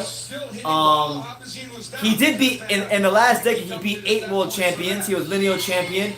He stopped in the 3 world titles he won, like in the title fights where he won in his weight class. He stopped 3 of the 4 opponents. The combined record of the opponents he fought was like 650. I had the stat on YouTube, on Facebook. He took more risk than any fighter. He's not a weight bully. He sold more tickets than Deontay Wilder as a flyweight who can't speak English. I mean, I can go on and on. He beat prime fighters. He didn't fight kickboxers. He didn't fight UFC fighters. He didn't rob people and have a 36-minute tap dancing session like Mayweather and Pacquiao on pay-per-view. He didn't selectively pick and cheat against fighters like Canelo. He's beaten prime A-level fighters unlike Terrence Crawford. I can go on and on. And let's take a look at the body shots. A dramatic difference, obviously, and Shields is known as a good body puncher coming into this fight with something she... All right, so we're on round 7. If you guys wonder why I'm not talking about the fight, it's because there's not much to talk about. It's a conclusive, thorough ass beating. Yeah, who was it? She just said it was good. Nothing. I mean, I'll give Claressa this. Her body punching has improved greatly. Yeah. If that's one thing that her and John David Jackson have been working on, it's improved. Other than that, was Floyd older than Manny and Canelo? He was older. Yeah, he was older than Manny and Canelo. Yeah, I can't blame you, Johnny. Women's boxing is not for everybody. Truthfully, I'm not even a big women's boxing fan myself. This is the main event, so that's what I'm watching. That actually comes down to it. What we really went to see, the main event already happened for it.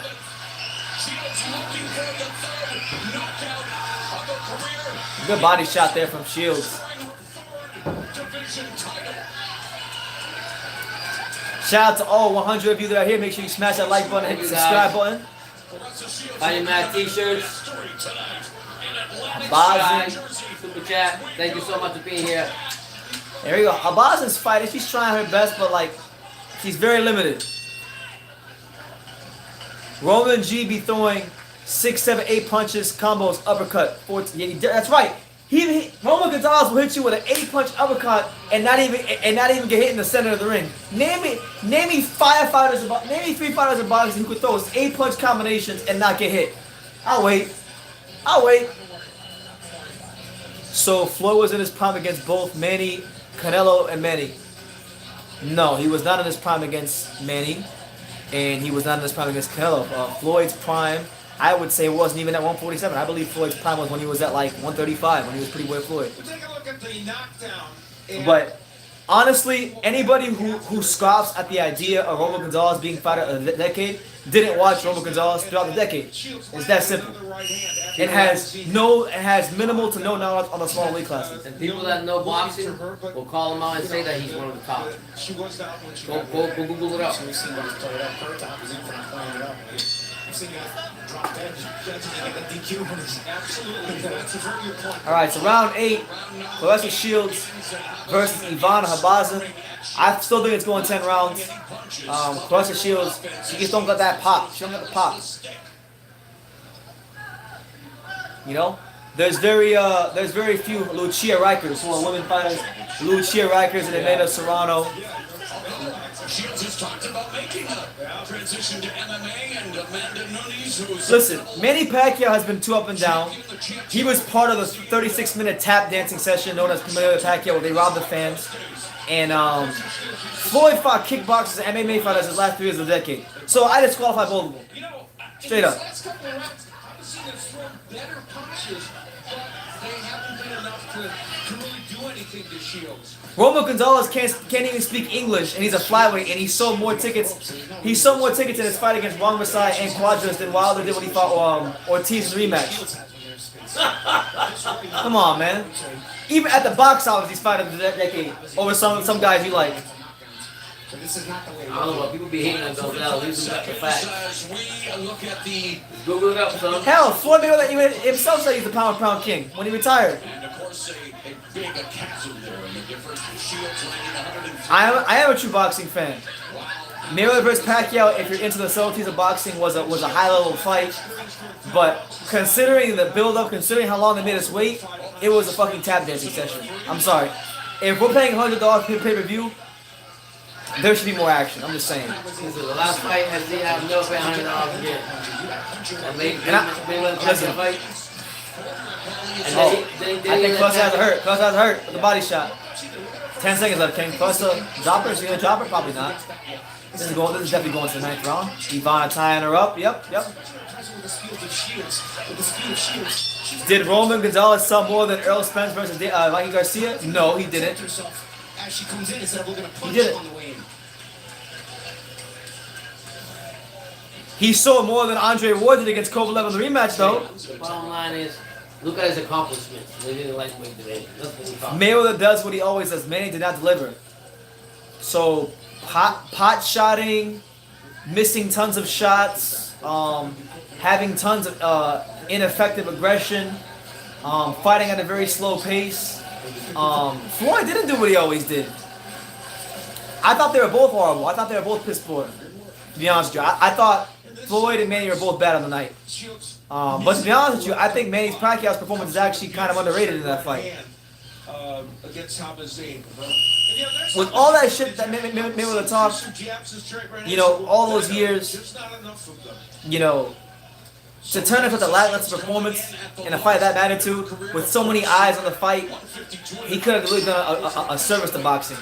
But no, it was a 36-minute tap dancing session for both of them. Pacquiao did what he could, but Floyd was excessively holding. He didn't want no smoke. And you can't say Floyd did what he always does, because yeah, I know we're not talking about Shields, because Shields is out here. It's nothing's happening. I'm gonna tell you what's happening right now. You want to know what's happening with Shields? Ivana, this is Shield. Okay, jab. She goes to her right. Jab. Ivana holds. Claressa huffs and puffs for like 2 seconds. Jab. Closes the gap. Throws the right hand. Ivana closes the gap. Claressa ties up. That's what's happening right here in the ninth round. And that's what's been happening round after round after round. I don't want to qualify a complete snooze fest because there's been a couple of exciting moments, but there you go. Good luck from Ivana. But every round has been a repeat. Who called it? She was one said it, right? Yeah, it's been not the worst fight in the world. I mean, I've seen more boring Claressa Shields fights than this one, but I mean, she's going out there. She's seeking and destroying her. I think she might get her out now. Ninth round. Good right hand Claressa Shields going to the body.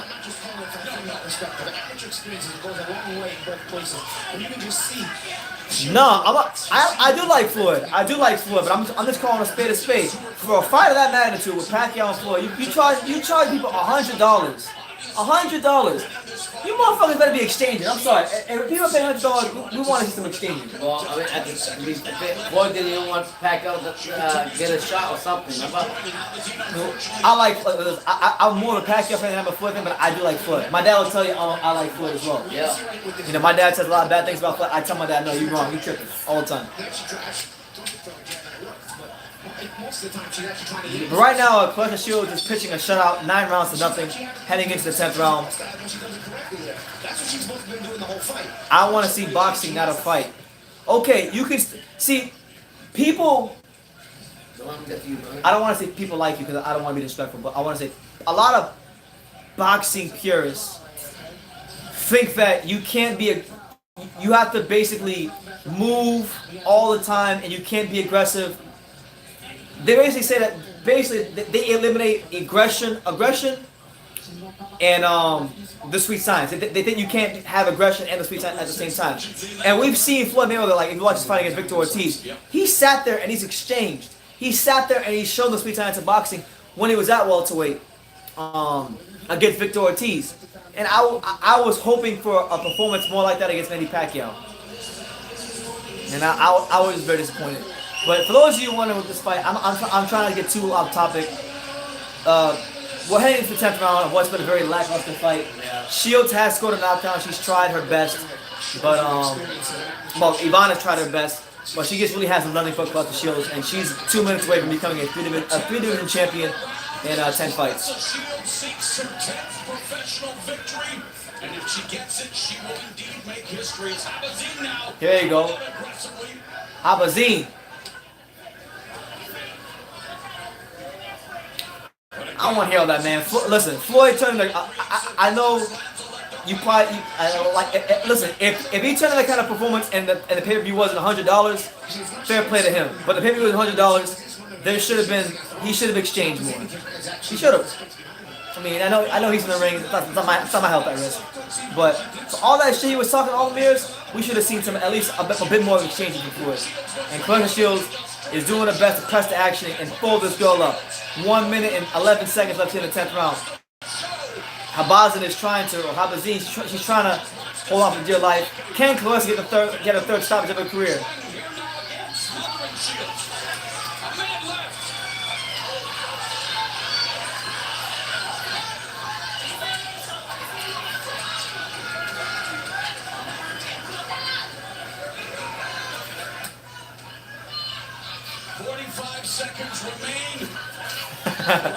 I know that's what they all say. They say when you're not a fan of somebody excessively holding, pot shotting, and running around the ring,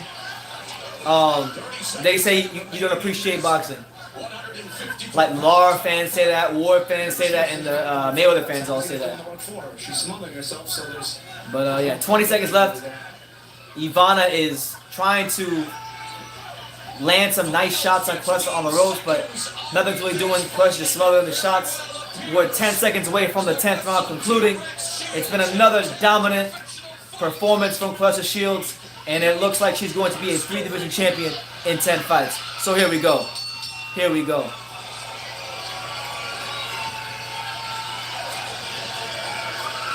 There you have it. So Dad, what do you make of the fight? We knew we were going to win already. It's like saying we're eating the meal before it's already cooked. It has been cooked. It's done. We knew what's gonna happen. Oh, the fight was basura. Yeah, but, hey, I mean, Shield. I mean, at least draw at his fight. That's why I told you guys. the Duran Ennis fight was the real main Yeah, event. I'm called it right when he said that this girl doesn't have a lot of skills. She did it. Thank you, Yakub. Mayweather versus Paul Williams. That would have been a hell of a fight. I don't know, man. I think Paul might have edged that one out. I think he might have got to Floyd. I think he might have beat him. He was very ducked and avoided, but at the time,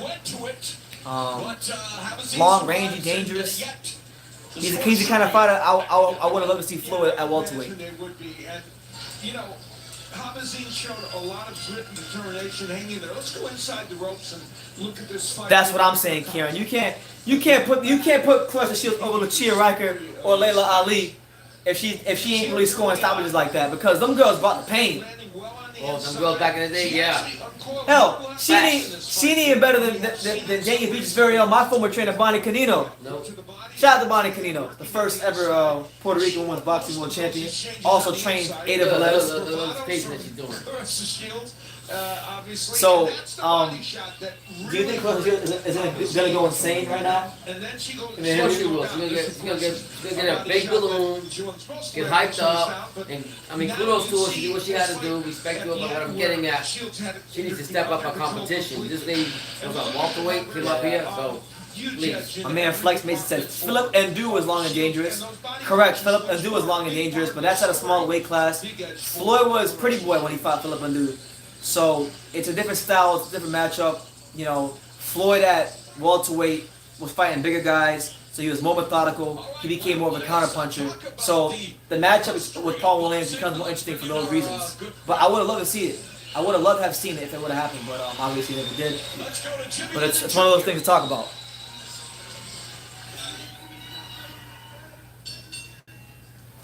Ladies and gentlemen, after 10 rounds of action, we have a unanimous decision. Here are the score totals. Judge at ringside, Lynn Carter scores about 99 to 89. Damn. Judge Deborah Barnes sees it 100 to 90.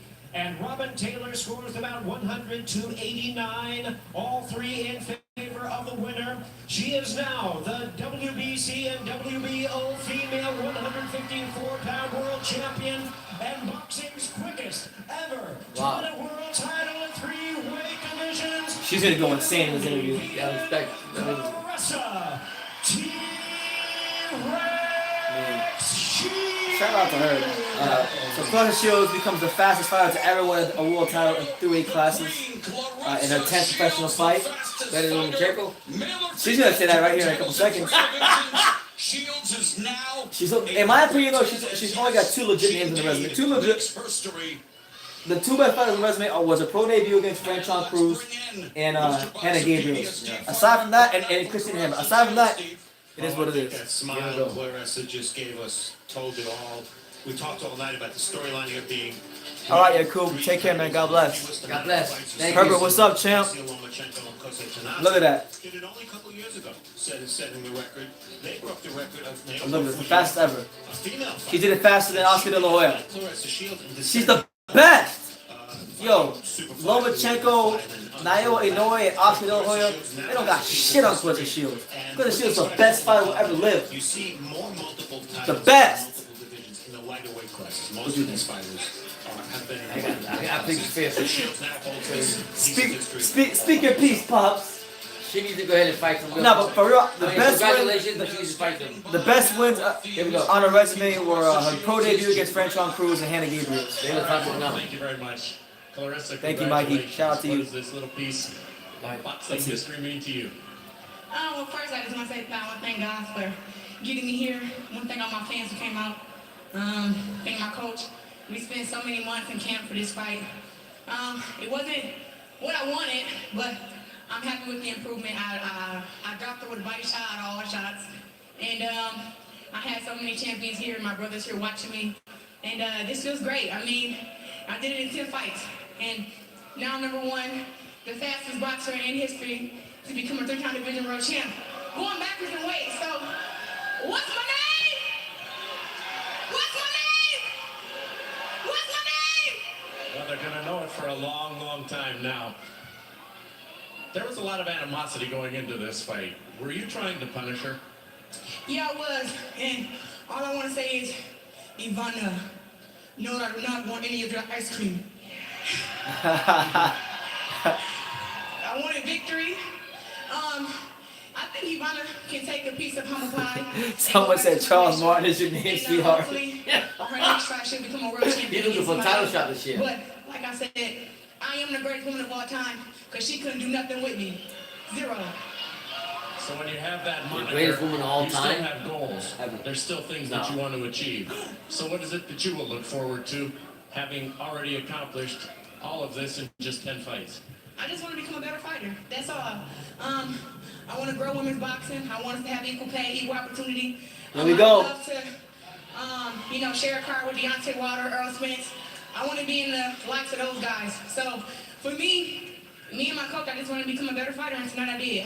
Where can you become better? Where do you think you can improve? Just, calming down, placing my shots. This is my first drop.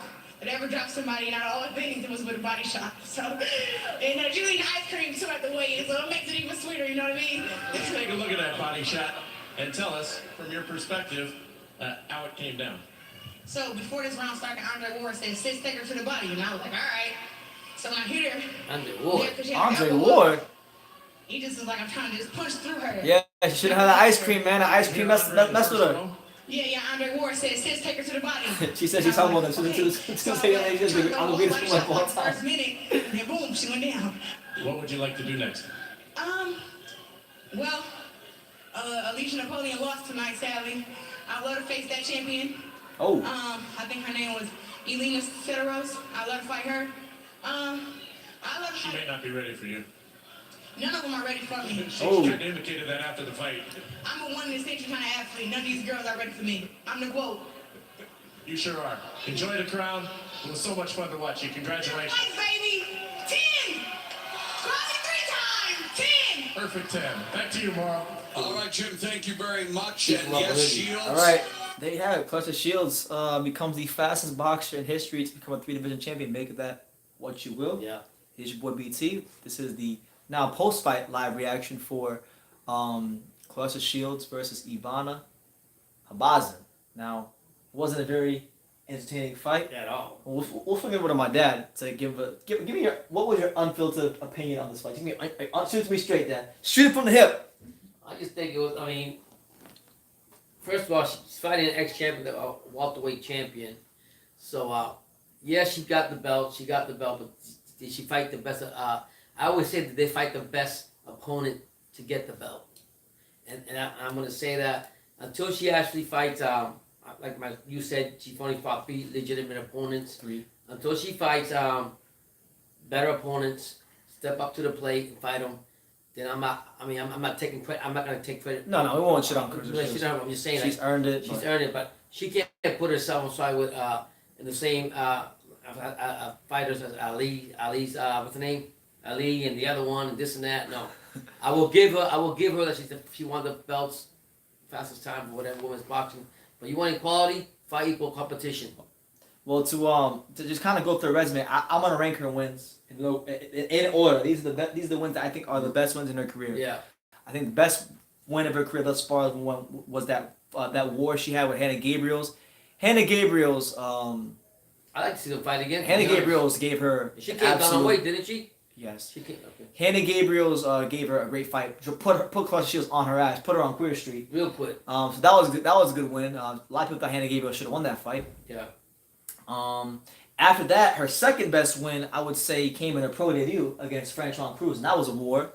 And Franchon Cruz is coming off a win against Marcela Cornejo. She's supposed to fight again too. And expose her as a hype job. Yeah. And then her third best one was last year against Christina Hammer as she unified titles.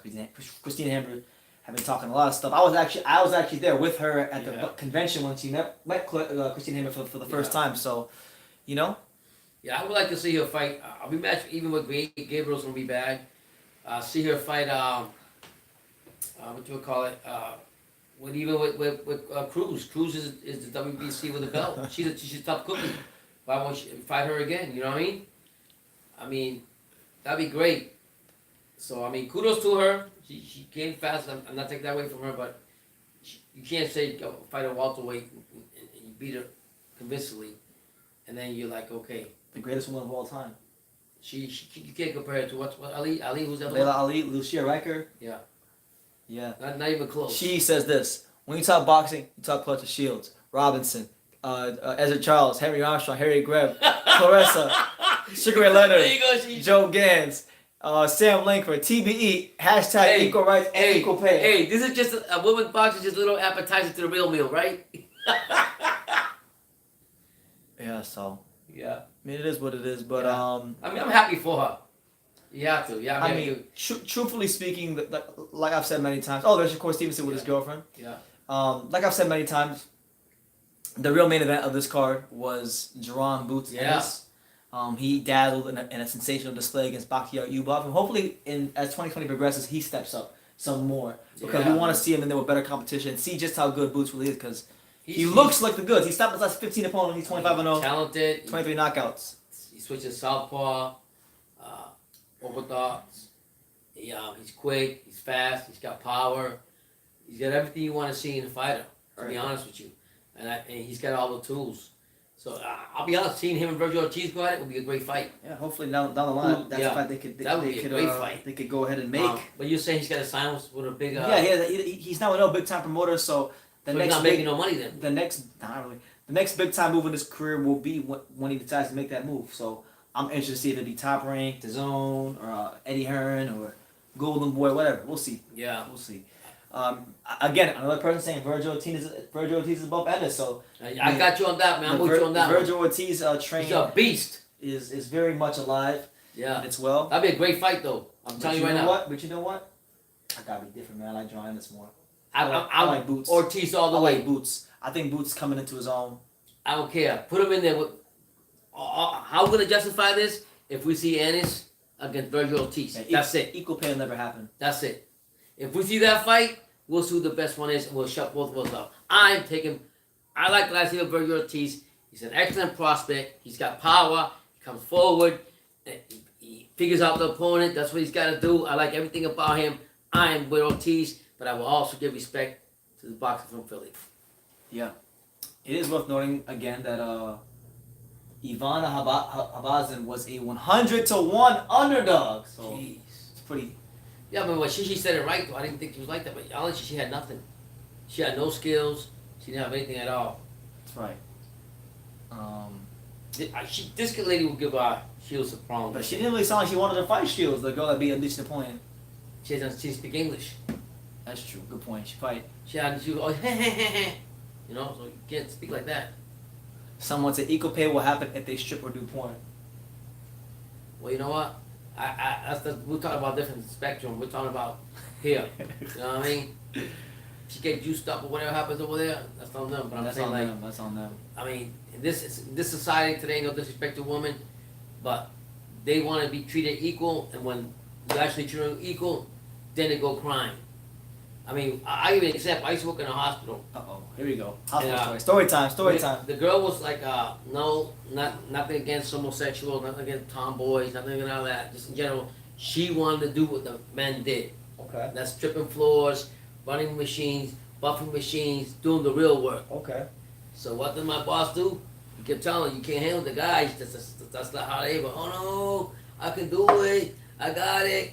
They put her on the machine. They put her stripping floors, doing everything. But a month later, she went and ratted on made up some sexual harassment on her boss. Her boss lost her job. Well, bitch, you want equal opportunity. You want to run with the boys doing the real work, right? Okay, so now you got it. Now you're crying. Now you're going to do sexual harassment. Yeah, yeah. So, I mean, you at the end of the day, the fact of the matter is, when God created woman and man, What's going on right now? okay, the head of the household, Ooh. the head of the household, Head, not the tail. okay, is the man, okay, and the woman came. That is sexist. That is misogynist. the woman came because I took my rib out and gave it to you, okay. God's got an order, and we all have to respect. And women in this society think that everything's equality, but then when we give you the equality, then it's wrong. So complain about it. I mean, so which one is it? Yeah. First of all, what I usually tell most of the females is, Oh no. last time I checked, I have a baseball bat for 2 baseballs, and I'm hitting home runs. Did you grow up with that? Did you have that?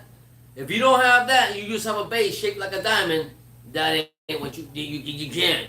You can't. I can't make the baseball diamond into a baseball bat and 2 baseballs. That's a great way to put it. Yeah. That's a great way to put it, Pops. And what do you always say? You said it's the world's most expensive diamond. I would tell people when I see men in love and in trouble, I say, "What is this?" He said, "Triangle." I say, "No, that's the world's most expensive diamond." Oh man. And don't ever forget that. Oh man. They're calling you a chauvinist pig, and they're saying if you're true. No, listen, Claressa Shields is a fantastic fighter. I'm not taking the piss out of her, shitting on her. I'm just pointing out that that really she only has at the moment 3 quality wins in her resume, and I highlighted them already: Cruz, Hammer, and Hannah Gabriel's. But yeah, like you chauvinist pig. Now you sexist. Yes, I'm everything. Misogynist. I'm everything. How dare you? But this is what I'm talking about. Women can't see the reality of things. So when you explain it to them how they want to see it, then everything is wrong. I'm not hating on women. Believe me, I'm not. I have issues within myself. I'm not perfect. My wife will definitely tell you. My wife got issues too, and we go through a lot of stuff. And believe me when I tell you this. So don't sit here and say that I'm hating. I'm not hating on women. What I don't like is when women come out there and they want equality, but then when you give equality, they don't know how to handle they don't know how to handle the situation. That's not because I'm hating on women. That's someone we can't handle that. They just can't. What did you think about when? Do you remember when Claressa Shields said that? What do you think about when she said that she could beat up Triple G and keep them in the shop order? Like, please. You be knocked out in the first. You be knocked out. When I say you be out cold. That's like in basketball. Do you remember when Brittany? Simple. A man masculine is a lot stronger than a woman. Simple as that. Do you remember when Brittany Griner said she could beat DeMarcus Cousins in a game of 1-on-1? Remember that? Women trying to be. This whole world's messed up. You know, I want to tell a story. I'm gonna tell a story. But I'm not hating. Don't get it wrong. I'm not disrespecting. No, we're not women. hating. I love women. We're not saying it that way because I love women. I tell my son all the time, women, the most successful women in this country are women, and they've done a lot of stuff in CEO, this and that. So I'm not hating on women. I'm just saying this. If you want to call for equality and we give you freaking equality and then you can't handle it, then what's up? My man, Flex Mason TV said that Brittany Griner is 7 feet tall and she can barely dunk. Oh, damn, she better put some springs on the shoes. She plays for the. She better go buy some Air Phoenix Jordans or whatever it's called. I'm gonna tell a story because you told us. I'm gonna tell a story. So at my last job, right, my last regular job, which was like last year around this time when I quit. I was working at Publix. So for those of you who are not from the Florida or southern part of the United States, Publix is like it's a big supermarket chain. It's probably the biggest supermarket chain in the South. I used to work in the deli for like 4 months. So from September of 2018 to January of last year, I worked in the deli, and I remember when I would close. So I usually work from 3 p.m. to like 12:30, right? When you close a store, right? Everybody would have their own jobs, and the women would always make the men clean the rotisserie chicken case. So there would be 2 cases of rotisserie chicken. There'd be a bottom and a top. And they're both full of like really disgusting grease, and you gotta scrub it out. Yeah. And if it gets in your skin, like it's real strong and it smells bad and it irritates your skin. So guess who had to clean the rotisserie chicken every single night? Myself and the other men that worked there. You never saw none of these broads clean the rotisserie chicken. But guess what? We all got paid the same $11, $12 an hour. Yeah. We all got paid the same $11, $12 an hour. So what happened to equality? No, they don't want to lift the big buckets of rotisserie chicken. They don't want to do any of that kind of stuff. The heavy work. Yeah. Palazzo says, shout out to Publix on Griffin Road in Broward County. Yeah, you know what? Shout out to Publix on... I actually applied for a job over there. What? Griffin Road? On Griffin Road. The one by Antonio's Pizza? The new one. Yeah. The new Antonio's Pizza. Yeah. I went over there and talked to the manager and everything, so yeah. Yes, Marcus, and they want to have their cake and eat it too. So there's no hating here. There's no hating. We're just calling a spade a spade. We say the way we see it, and I don't discriminate against women. I just don't like I said, women to step up and try to tell me something that I know some of them don't understand because of their makeup. That's right. And believe me, I got issues. Let me tell you, if you go. I'm not gonna go through that. That's gonna be a whole. We'll go into it, but yeah. Shout out to the Publix on East Indian Beach Boulevard and the one on Sheridan Street going towards the Going to the Publix on Sheridan Street, going to Hollywood Beach, on Westlake Commons. Shout out to that one. Yeah. You guys are on one. LOL, JK. Yeah, man. We are. Me and my dad have fun. Vice guy's going. He said women can't cook as good as men either. Don't tell me that I cook here. No, that's the whip. Not. I hate to say it. I mean, it's all about what you like, how you want to cook. She might do something better than you. Everything ends up in the end. That's right. Now, SAB28 asks, what about the fights tomorrow? Are you going live for those? Can you guys give a quick preview of the card? Yeah, we can do that. Sure, we can do that time. So, in regards to tomorrow for the 51 that are here, just so you guys know, thank you for being here. We will be live for the Jesse Hart versus Joe Smith Jr. Card on ESPN. We chose that one or the Jaime Munguia card because we think it's a more complete card and we enjoy that one more. As far as that card, we'll talk about the main event. So you got Jesse Hart in his second fight at light heavyweight. He's coming off of a win against Sullivan Barrera. And he's fighting a Joe Smith Jr. And he's trying to avenge the loss of his mentor, Bernard Hopkins, where Joe Smith Jr. shamelessly knocked him out the ring. Yep. And ended his career on the spot. Yep. So Jesse Hart has a lot to fight for, along with him trying to establish himself in the light heavyweight division. Yeah. Truthfully speaking, though, I like Jesse Hart. I'm a fan of Jesse Hart. But I don't think he's gonna really do much at light heavyweight. But hey, it's something to watch tomorrow. So you got that fight. You got Joseph Adorno and his brother as well. They're on the undercard as well. Those are some guys to watch. And most importantly, to be honest with you, he's not really fighting nobody. But just speaking from the South Florida perspective, me and my dad are very excited, extremely excited about Xander Zayas, one of South Florida's very own. Puerto Rico, stand up. His third professional fight. If you guys don't know who he is the youngest ever fighter to sign a promotional contract with Top Rank. He signed a promotional contract with Top Rank when he was 16 years old. He just turned 17. I think he'll be 18 next year. So he's someone to watch out for. He's someone that a lot of people are high on, and that's what it is. The fight with for me personally, with Munguia and Spike O'Sullivan, to me that's just like a circus show. To be honest with you, I think Munguia didn't impress me when he had his last fight. They gave him a break, they gave him a pass, and he's fighting somebody like Spike O'Sullivan. Please, I mean he's okay, but I think if he can fight better opponents, so just that alone, and looking at the card that they have, I think the better card to us is that. But for you guys want to know, I think Munguia will probably be Spike O'Sullivan, but to me he's like a nobody to me. No, he's decent, but he's not. He's a decent opponent. Yeah, so. I mean, McGinnis has shown me a lot. So it's his first fight at 168. Hopefully he can go in there and make a statement tomorrow against Spike O'Sullivan. I'll be real with you guys. I don't know a whole lot about the guys on the undercard of that fight, but if we can't watch the Munguia fight tomorrow, we're gonna definitely watch the whole card in its entirety after the fact. Be here tomorrow for the Jesse Hart, Joe Smith live fight reaction. I'm gonna go ahead and set the live schedule.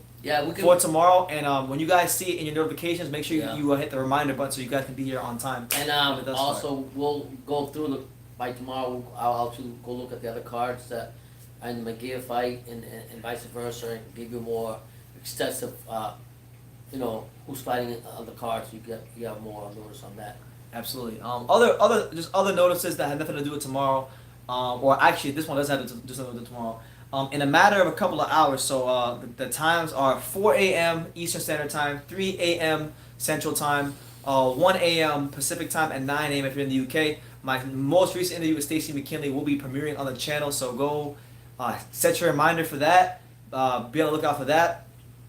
We covered a lot of ground. He talks about the Gamboa fight, taping his leg up and being able to have him keep fighting for the 12 rounds. He talked about the camp with Gamboa. We got him to talk about the heavyweight division, Joshua Ruiz, his thoughts on that, his thoughts on Fury versus Wilder, the rematch. The dream. He gives a Trevor Bryant update, all kinds of stuff on the interviews. A lot of gems as always. Stacey McKinley. Stay tuned for that. Next week, Friday, we'll be at a local fight card. Bad Blake Davis is doing his thing with Bad Promotions, so we'll be getting a lot of exclusive content next week. And then what else we got? Oh, January 30th, the big show I'll be covering at the Eddie Hearn show, which is in Miami. Yeah. Thursday night, January the 30th, during Super Bowl weekend, as Demetrius Andrade takes on Luke Keeler. So I got my credentials for that. It is confirmed. So expect an interview with Eddie Hearn, expect an interview with Demetrius Boo Andrade, and expect big things in 2020 from True School Sports. Anything else? No, just continue to support us. Thank you so much for everything, and we'll see you tomorrow night. If God, the Lord's willing. Thank you all for being here. Absolutely. SSV says, what do you think of Josh Taylor leaving Cyclone? Well, Josh Taylor. Cyclone and going to Top Rank. Well, Josh Taylor said there was a lot of breach of contracts with Cyclone.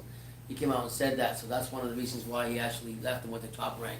So I understand if the fact is that Josh Taylor committed to a lot of fights and he didn't get paid what he was supposed to get paid. Then of course you're going to go somewhere else where you're going to get what's due to you. And but better only go through that Bob Arum. I think Bob Arum bringing him over, having Fury over there, He's got the having Frampton over there.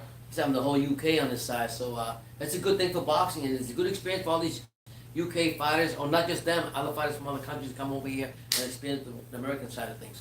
Do you think Bob Arum has the best stable in all boxing at the moment? I like his stable, yes I do. Well, I didn't ask if you liked it. I said, do you think it's the best in all boxing? Only team that, yes, I do. They got Crawford, Lomachenko. You got Lomachenko. Team Lopez. He got Lopez. He's got Tyson Fury. Yeah, Fury brought down. Now he's got Navarrete. Yeah. Beater Biev. Is it Teofimo with him too? Yeah. Yeah. So I mean, he's got the Pops are doing it all. You think it's better than PBC? They got Pacquiao. Listen, the only thing PBC got over everybody else right now, and I'll be honest with you, besides Deontay Wilder, is all the welterweights that are sitting on the shelf just getting dust. That's it. I mean, listen, Top Rank got annoyed. Top Rank got annoyed. Look, Top Rank got annoyed. Yeah, Noah's gonna get a lot of notoriety. People saying that that by Fury, that all these guys go to Top Rank is this and that.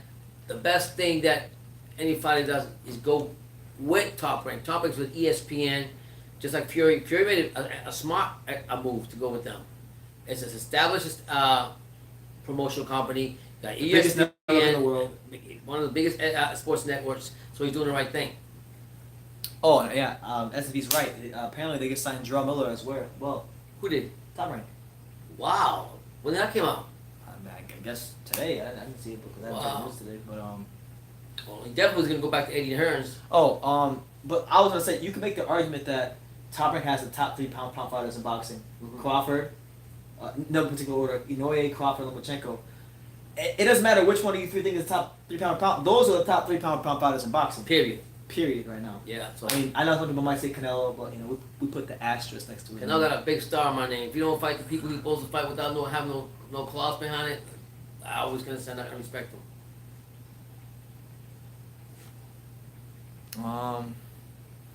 Noye is fighting Casemiro apparently for Yeah. That's a tough fight for his debut. I was thinking he was gonna go put him in there with Joshua Greer. Yeah, Joshua Greer, he's disappointing me too. I like to see more of who's this guy signed by? Lopez. When I fought Valdez? Yeah. Alex Lopez. What yeah. happened to him? Who's he signed by? I like him. And then Top Rank. Top Rank. I like to see more of that young kid. I like to see more of I want to see Haney come back better, be more healthy, and come back to fight and make that lightweight division more important. I'm happy to see Chocolatito coming back, make that interesting. People might not say it, but he's got the spunk back. We're checking him out. If you look at Roman Gonzalez in that gym right now, because I follow him very close on Instagram. He has this bad habit of blooming up in between fights, but his face looks kind of skinnier. He looks like he's more focused. He's got life back to him. He's very rejuvenated in a way. I want to see a lot of big fights with the Charlos. I want to know what Jamal's going to do now with that he beat Tony Harris. Is he going to go ahead and jump and fight J-Rock, or is he going to go get a rematch with Harris? What's he going to do? What's the other one going to do? I like to see. My son says that never's going to happen to Jacobs, one of the Charlos. It's not happening. I'd love to see that. And I like to see Bubba to get big fights too. Yeah. I don't know who this guy is fighting. I'm going to see. I don't know. I really don't care. I want him to fight the big guys, and nobody wants to fight. You got to keep the boxers tuned up. I don't like Tank's choice of fighting Oscar Valdez next. I don't think that's a good choice for him. Tank's not fighting Oscar Valdez next. Who's he fighting? Leo Santa Cruz. Oh, I'm sorry. I get them too confused. I don't know why. No disrespect. Because they're Mexican. You think Yeah. you're saying all Mexicans look the same? No, I'm joking. Leo Santa Cruz. I think that he should step up and fight one of the top lightweights in the division to prove a point. Why fight Oscar Val? I mean, damn, Leo Santa Cruz. You know what I mean? Because Please. that's a big pay-per-view fight. So I like to see I like to see that change, but that's probably not going to happen. Mikey Garcia got to step up and see who he's going to fight. He is stepping up. I He's mean, fighting a former champion. You got him. You got him. He got to Wait, step up. what do you think about this fight with Jesse Vargas? Mikey Garcia. It's going to be a good fight. It's going to be a good fight for as far as getting people. It's a watch weird the fight to me. It's a weird ass fight. Yeah, but I mean, because you got one guy who needs but to Mikey move has up. not fought in how long since he fought Spence? Think about it, about Since 2 years. Last March. Yeah. Last March. So I mean, so I see that, and then you got Denny Garcia. He needs to step up and fight the real deals. I think I forgot what fight was that Denny Garcia said that he turned down $5 million. He didn't want to fight somebody because they only offered him $3 million to fight. I forgot who it was supposed to fight. He get that PBC money. It's ridiculous, man. So I mean, everybody wants Pacquiao, but nobody is want to fight the top contender, the low Pacquiao to get to Pacquiao. January 26th. You know, It's Danny Garcia show. Danny Garcia show. So I just by a quick show of hands in the comments, how many of you guys are ready for the Danny Garcia show against Kavaluskas? That's one of the worst. I'm not gonna lie to you. That's gonna be a really horrible card. but I mean, You got. but they freaking, offered him somebody else before that, and he turned it down because they only Crawford. gave him- I think it was Crawford. They offered him $3 million or something. Crawford. He didn't want to take the $3 million. Jesus, take it, man. Oh, You know. I want to acknowledge this comment because Yeah, go ahead. Enrique Luna said this like a couple times. Yeah. There's another to do with boxing. Okay, go ahead. Did you hear the Bad Boys 3 is coming out? The what now? Bad Boys 3, the movie Bad Boys 3. Yeah, is it? Yo, is Will Smith and Martin Lawrence in it again? Yeah. Well, Or there's some new generation. Yo, yeah, it better be. One of Listen, if Will Smith and Martin Lawrence ain't in it, Yeah. ain't no damn reason to make a Bad Boys Nah. 3. This better not be none of this new generation bullshit. Yeah. If they're gonna do Bad Boys 3, Keep the then they original better cast. do it properly. Yeah, you got to. That's good to hear, though. That'd be a good movie to go see. So confirm that in the comments for me, Enrique, if you can. If you Yeah. be so kind. So yeah, so I want to see a lot of fights coming up, and I want to see a lot of fighters get up and step up and fight. I want Golden Boy to stop protecting some fighters and put them out there and fighting. Speaking of Golden Boy, I'm gonna cut you off. Mhm. Free my man Rashidi Ellis from Lynn, Massachusetts. What's up? What's up? Lynn, the city of sin. You never come up the way you came in. That's right. Rashidi Ellis is a really talented Yeah, fighter. yeah. And yo, they say he said Will Smith and Martin Lawrence. Okay. Oh, yeah, snap. It's on. It's 2020 is big. When is it coming out? This month or next month? I guess We'll it's get coming it. out soon. Well, I'll look that up after we get off this live. Yeah. So Oh, did you hear about Logan Paul who might fight next? no, who? Antonio Brown, Are you serious? the receiver. Yeah. Oh my God, Brendan, please. I'm not even. They were tweeting each other like Antonio Brown was like, what do you say? Antonio Brown. That's a was- public publicity He was like thing. Antonio Brown. It was like I want to fight Logan Paul. Something. And then Logan Paul told him, I'll drop you faster than the Patriots. Oh, that's crazy. Well, you know what? Eddie Hearns will be up on that. You know. Eddie Hearn probably, like I don't know how well versed Eddie Hearn is in American football, but when you probably Googled Antonio Brown and found out how famous he was, his eyes probably lit up. Yeah, I'm going His down. eyes probably lit up with money signs. Yo, who you guys want Dylan White to fight next? He wants to fight Pulov or somebody. I forgot what Dylan White was saying. He's been on the shelf for a while because nobody wants to really fight him. You know, There's a lot of stuff going on, guys. You let us know. a whole lot of stuff. But yeah, we got some interesting things planned for next week. You know, with the bad Blake Davis fight. I'm hoping to do some interviews with Jesse Robinson, and maybe Glenn Johnson as well. Yeah. Yeah. What's funny about You don't know who we might run into next week. So I'm Yeah, just saying, he don't be always tells me surprised. that. Don't be surprised if we get some massive interviews Yeah. next week, guys. and he always tells me, he said, those local fights you think are nothing are the ones you meet people you didn't know. Facts. You just met one from the UK. Or the Isaac Chamberlain. Now that's my homie. You know, it's funny. You know, shout out to Isaac Chamberlain. Staying in your city. I actually had a chance to go hang out with Isaac recently, and but the irony is Isaac Chamberlain, of all places in South Florida, he's staying in Yes. Dania Beach, and he's staying like a block and a half away from my old apartment. You know, the old apartment before we moved here. Yeah, it's crazy. So it's just funny how life works. So it was cool to hang out with Isaac on my blocks. Mm-hmm. You know, so shout out to Isaac Chamberlain.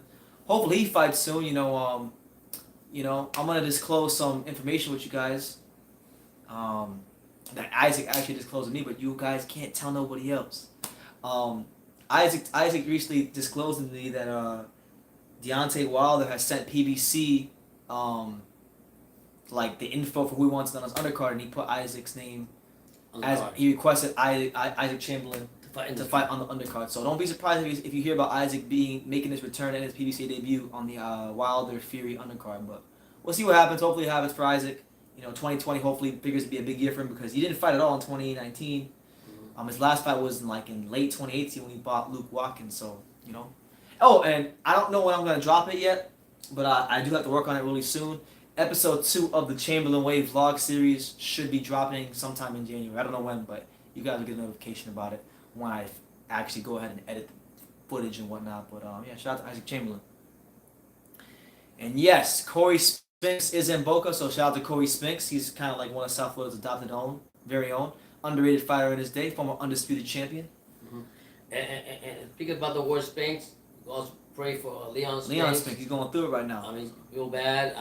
Prayers to him, prayers to all the fighters that get in the ring each day, in and out, and prayers for everybody that tunes in to Two School Sports, and everybody that's in the whole world in the positive. Prayers to everybody.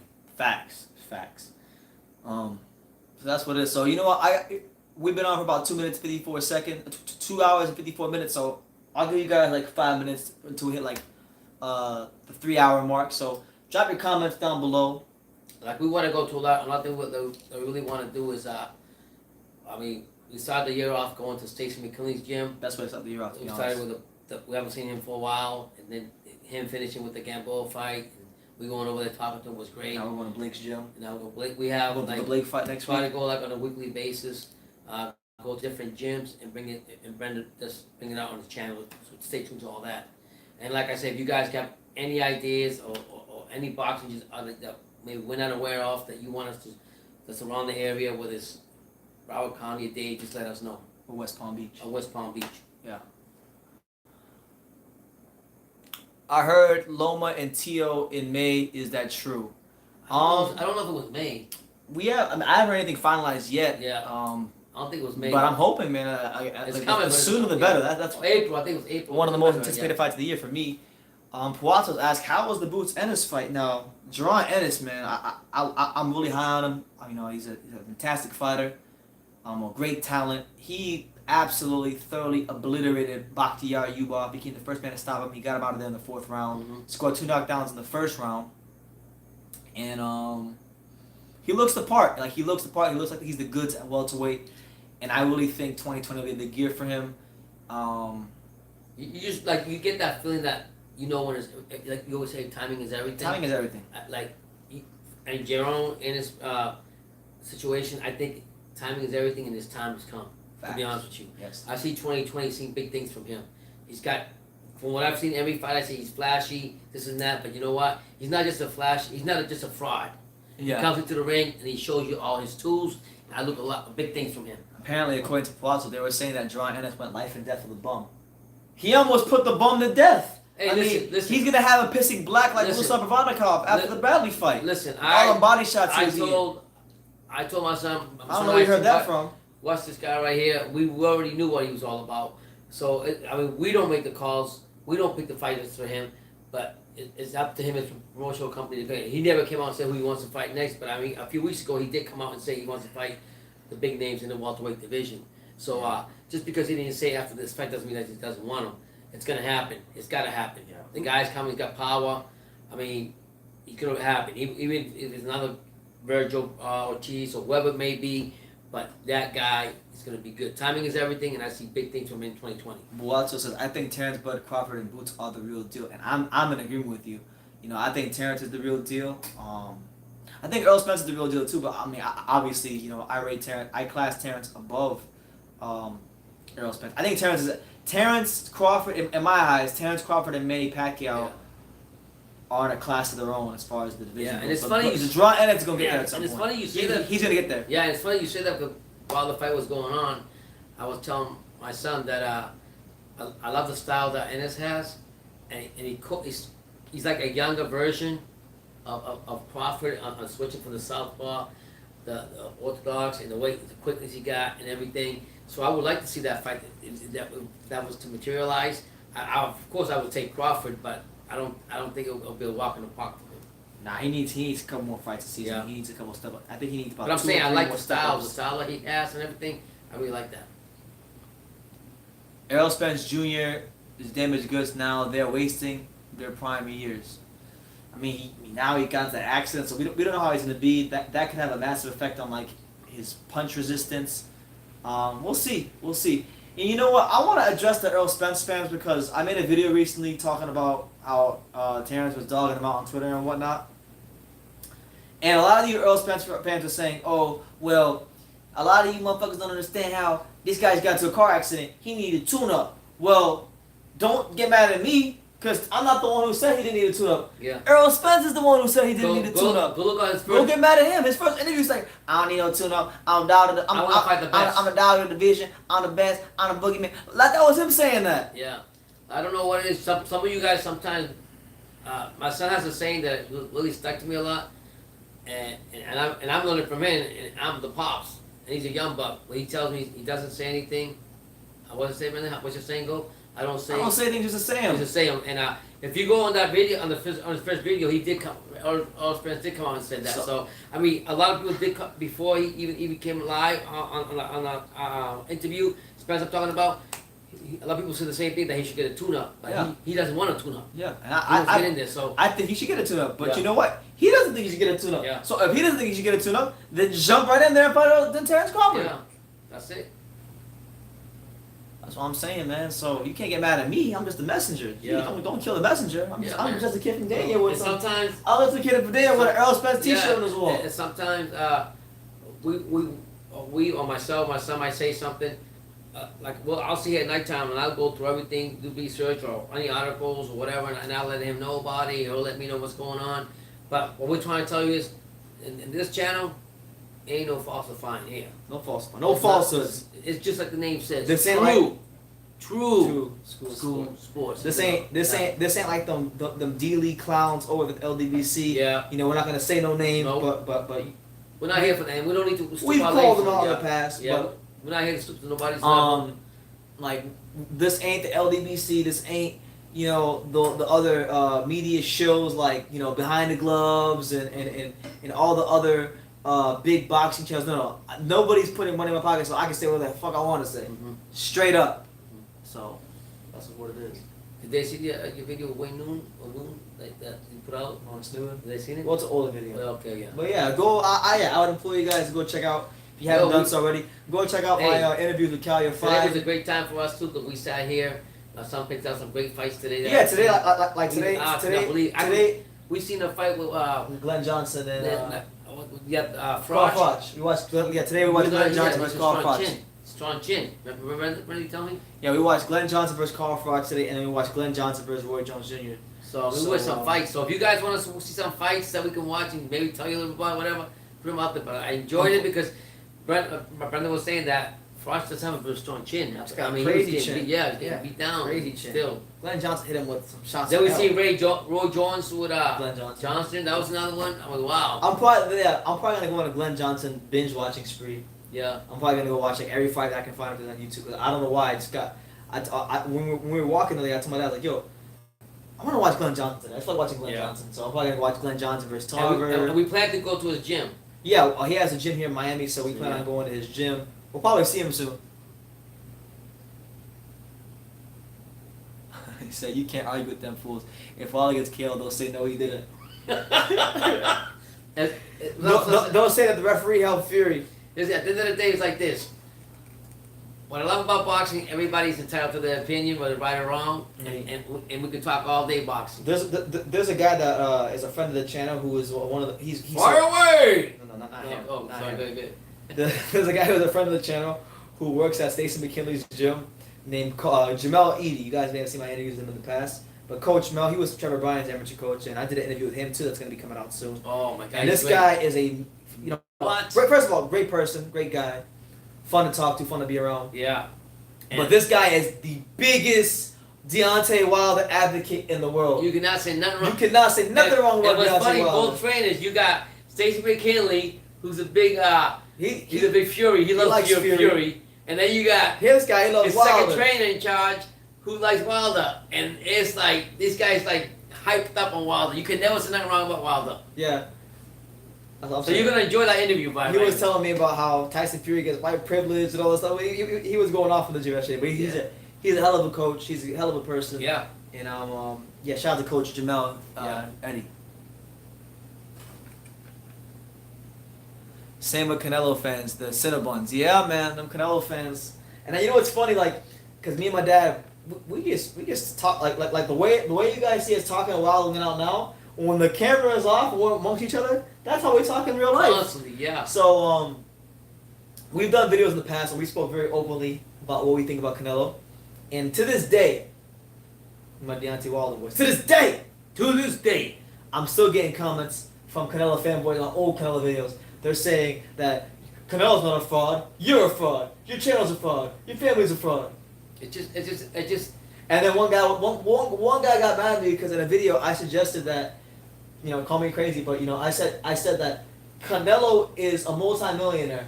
So if he's in Mexico, he can go. He can take the extra precautions to not eat the Mexican meat because he knows that there's a problem with that. Yeah. And he's like, oh, you can't say that because the Mexican fighters, they don't have money. I'm like, so now Canelo doesn't have money? Now Canelo is bankrupt.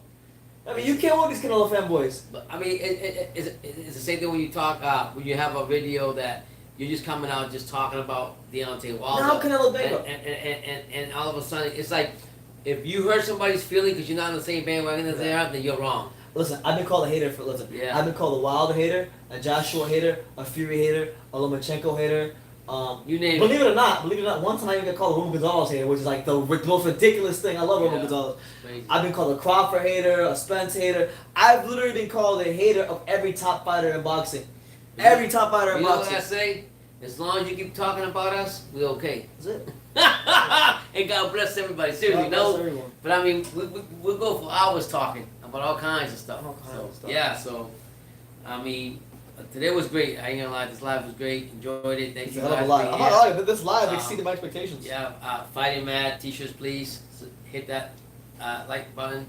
We're gonna have some good things coming. And here you know what? too. And you know what? For those of you out there, if there's any because I know Stacey McKinley's very popular on this channel. I know like Jesse Robinson when I was doing interviews with him, he's very popular on this channel.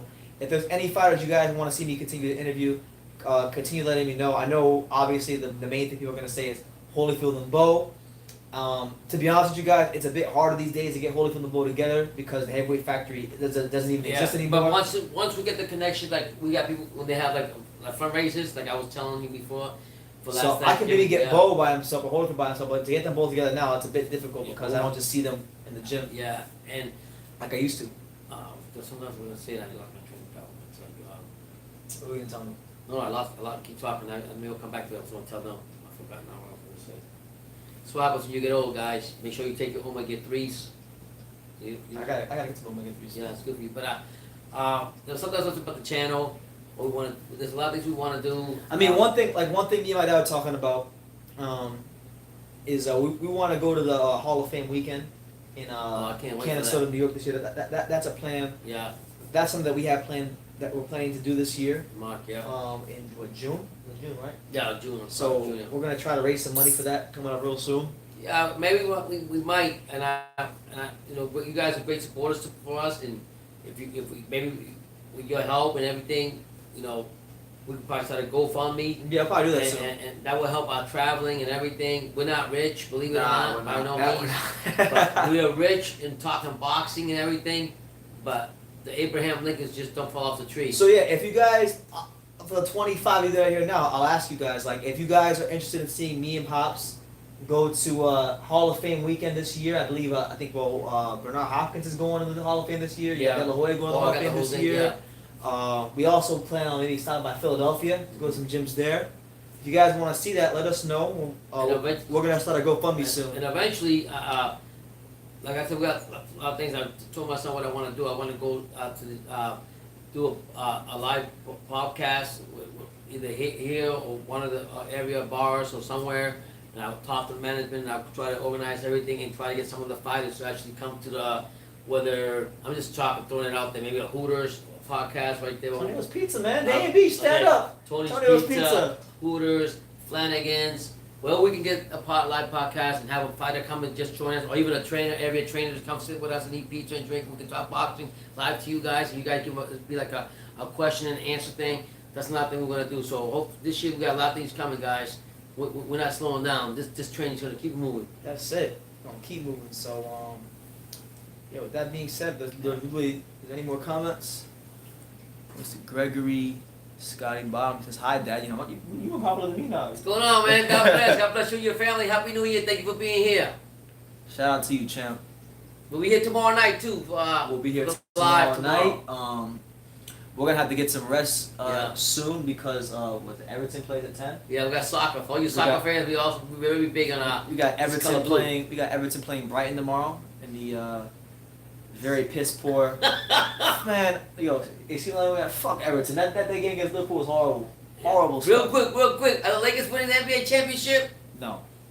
How do they win the NBA championship? They're not even the best team in their own arena. LeBron James is like LeBron James is not even the second best player in the Staples Center. Forget the NBA. He's not even the second best player in the Staples Center anymore. But they're the best team in the West right now. It's fine, regular season. What do you guys think about They're not built to win the the playoffs. Trailblazers? Are they going to improve with Carmelo? I don't know why we're talking about basketball all of a sudden. I know, you're Shout out to the Hornets though. Yeah. Overachieving. But Yeah, anyways, no, we're not brothers. It's my pops. yeah, everybody can compete. Everybody- It will go anywhere. It's my It's dad. funny, It's my yeah. dad. But and everybody says that. Like I remember when I was a kid. Even when I was a kid, like when I was Go to little, ball games, whatever. we go to the Marlins game at the old Pro Player Stadium, and they would say, first they'd ask you for your ID when you got a beer because they didn't think you were. I was old 18. enough, yeah. But they said, "Man, you guys are brothers." Yeah. I'm like, no, we're not. Even the brothers." Marlins games, we go up to the stand. They ask us the same thing. Yeah, You no. guys brothers? Nah, No, we're not brothers. We just, We get get close. We get Yeah. along really well. yeah, we really Me and Pops have been through hell and back. a ton of shit together, It was still here. and we're still here. Can't So, get beat. when you go through hell, Yeah. you know, it brings What you closer was together. the saying for 2020? Man, I'd say, so last year, one of our sayings on the channel was smash that light bulb like you're smashing your girlfriend, right? So we retired that because it gets a bit redundant after a while. Yeah, not Now, if you guys say in the comments, we will say it. Yeah, we we'll won't- say, we won't yeah. say it no more, like, just like for that. fun. Yeah. So the new saying this year, because, you know, being that, you know, he's not really too financially stable, Yeah. I'm not really too financially stable, you know, and you know, things seem to always happen with my equipment and the computers. You know, our new saying is they're trying to get us beat. so like for example, like when shit starts going wrong, they say, yo, I told my dad, I said, yo, we can't get down on something. They're trying to get us beat. Yeah. That's not happening. That's a new saying. They're not getting us beat. And it's funny. My son lost his luggage way out in the UK. Yeah. Oh, so listen to this shit. So listen, I was traveling. So I travel home from London, from the Gatwick Airport to Miami International Airport. I get home, right? So you just picture this: a 9.5 hour flight. And before the 9.5 hour flight, I had to take a 5 or 6 hour bus ride from Birmingham to the London airport. I had to wait 12 hours in the London airport. Then after the 12 hour wait in the London airport, I had to go on a 9.5 hour flight. So I get to Miami, right? I get to Miami, right? I'm excited to be home. You know, I see the sunshine. I see the palm trees. Yeah. I see Marlins Park, you know, in the background. So I go to luggage, right? Everybody has their luggage but me. But it's like, this is my luck. Yeah. So Yeah. come to find out, I lost my luggage. Right? Well, I didn't lose my luggage. They They lost my luggage. And He said, no worries. I'll bring it to they you said, 24 no hours. worries. We'll ship it to you tomorrow. 24 hours. I got here December 30th. What is it today? It's the 11th. So we're going on 2 weeks. I still got my luggage. Boxing And I'm gloves, never gonna get it. I had my mouthpiece in there. I had my boxing shoes. I had my hand wraps. You name it. I had about 4 or 5 fighting mad shirts in there. I had 2 of my Everton kits in there. I had some nice new t-shirt, some nice new stylish shirts I just bought for my trip. I had a new pair of Skechers running shoes. You know, make of that what you will. So I'm you know, I'm kind of pissed off about it, but I'm, you know, like I was so tired when I got home, I couldn't even be bothered. Because when you go through all that and you get home, you don't even care anymore. Yeah, and he like I said, he went to the UK. It was a, I'm just happy my camcorder wasn't in there. Thank you. Then I really. Yeah. They can't call your passport. Oh, I'd be happy. Could you imagine that? Oh my My God. passport. Then they would have said, well, you can't come back to the country because you don't have your passport. Well, I'm gonna say, well, no, Norwegian Airlines lost my passport. Yeah. So at the end of the day, They're gonna say we don't care. you know, life's gonna throw things at you, and you just gotta knock them out and keep going. That's it. That's the moral of the story. That's it. And that was what December, that was December 30th. So that was still 2019. So they were trying to get me beat in 2019. Yeah. Forget 2020. They're trying to get me beat last Yeah. year. But we're not It getting ain't beat. happening. We're not getting beat. It ain't happening Nothing's to bringing me House. down. Nope. It's not happening. So Nothing but good things. expect lots of videos this year. Expect lots of consistency. I plan on doing another Q&A soon, so you guys will probably see a post on YouTube. So I'm gonna drop a post probably sometime during next week about a Q&A. If you guys remember, I did a Q&A back in August or September. So if you like that video, if you were like one of the very people who saw it, I'll be doing something similar to that again really soon. So be on the lookout for that. And yeah. Yeah, a lot of things coming up. Believe it or not. I can go on and on. Thank you guys. I'm still writing my Thank you so book. much. I'm still writing my book. I'm about what 12 chapters deep. So You still got adding more to it. I'm still adding more to Yeah, it. so You know. And like I said, tomorrow's more boxing. You guys have any suggestions? Like I said, I want to get that thing I'll tell you for the. We're gonna say it. No. Yeah. And then we take care of some of them over there for that. Yeah. They have to. Anyways, yeah. Oh, So you know what? I want to give a special shout out right Shout now. out. He's not here right now. I know for a fact he's not here because if he was here, he'd be in the comment section. Right. But in the event that he sees this live, okay, I want to give a big shout out to my man Jasper Ram out there in the UK. I haven't talked to Jasper since I left, but I stayed with Jasper. Loved ya. My pretty much the whole time. Jasper and Musa, Musa. my two guys I stayed Yeah. out in the UK. Shout out to both of them. They took care of me. And while shout I out was to there. all you guys also. Yeah, shout out to all you guys. But Yeah. I went about 15 minutes over what I planned. So But that's what it was. So I want to thank everybody who joined us for Claressa Shields versus Ivana Habazin. Shout out to Claressa Shields for becoming the 3-division champion, the fastest boxer to ever do that. Big shout out to Jerron Ennis on another performance, and the other girl that beat Alicia Napoleon. So that's what it is. Jesse Hart, Joe Smith live fight reaction tomorrow. Another Philly fighter. We got the Stacey McKinley interview dropping in a couple hours on the channel. Mangia Spike O'Sullivan tomorrow also. Mangia Spike O'Sullivan. Bad Blake Davis fight next week, next Zone. Friday. And then the 30th, I'll be at the Demetrius Andrade Lou Keeler fight on the zone during Super Bowl weekend. So with that being said, you guys take care. God bless. And like I say in every single one of these videos, you can love me or you can hate me, but I'm just Kid from Daniel. So until next time, take care, guys.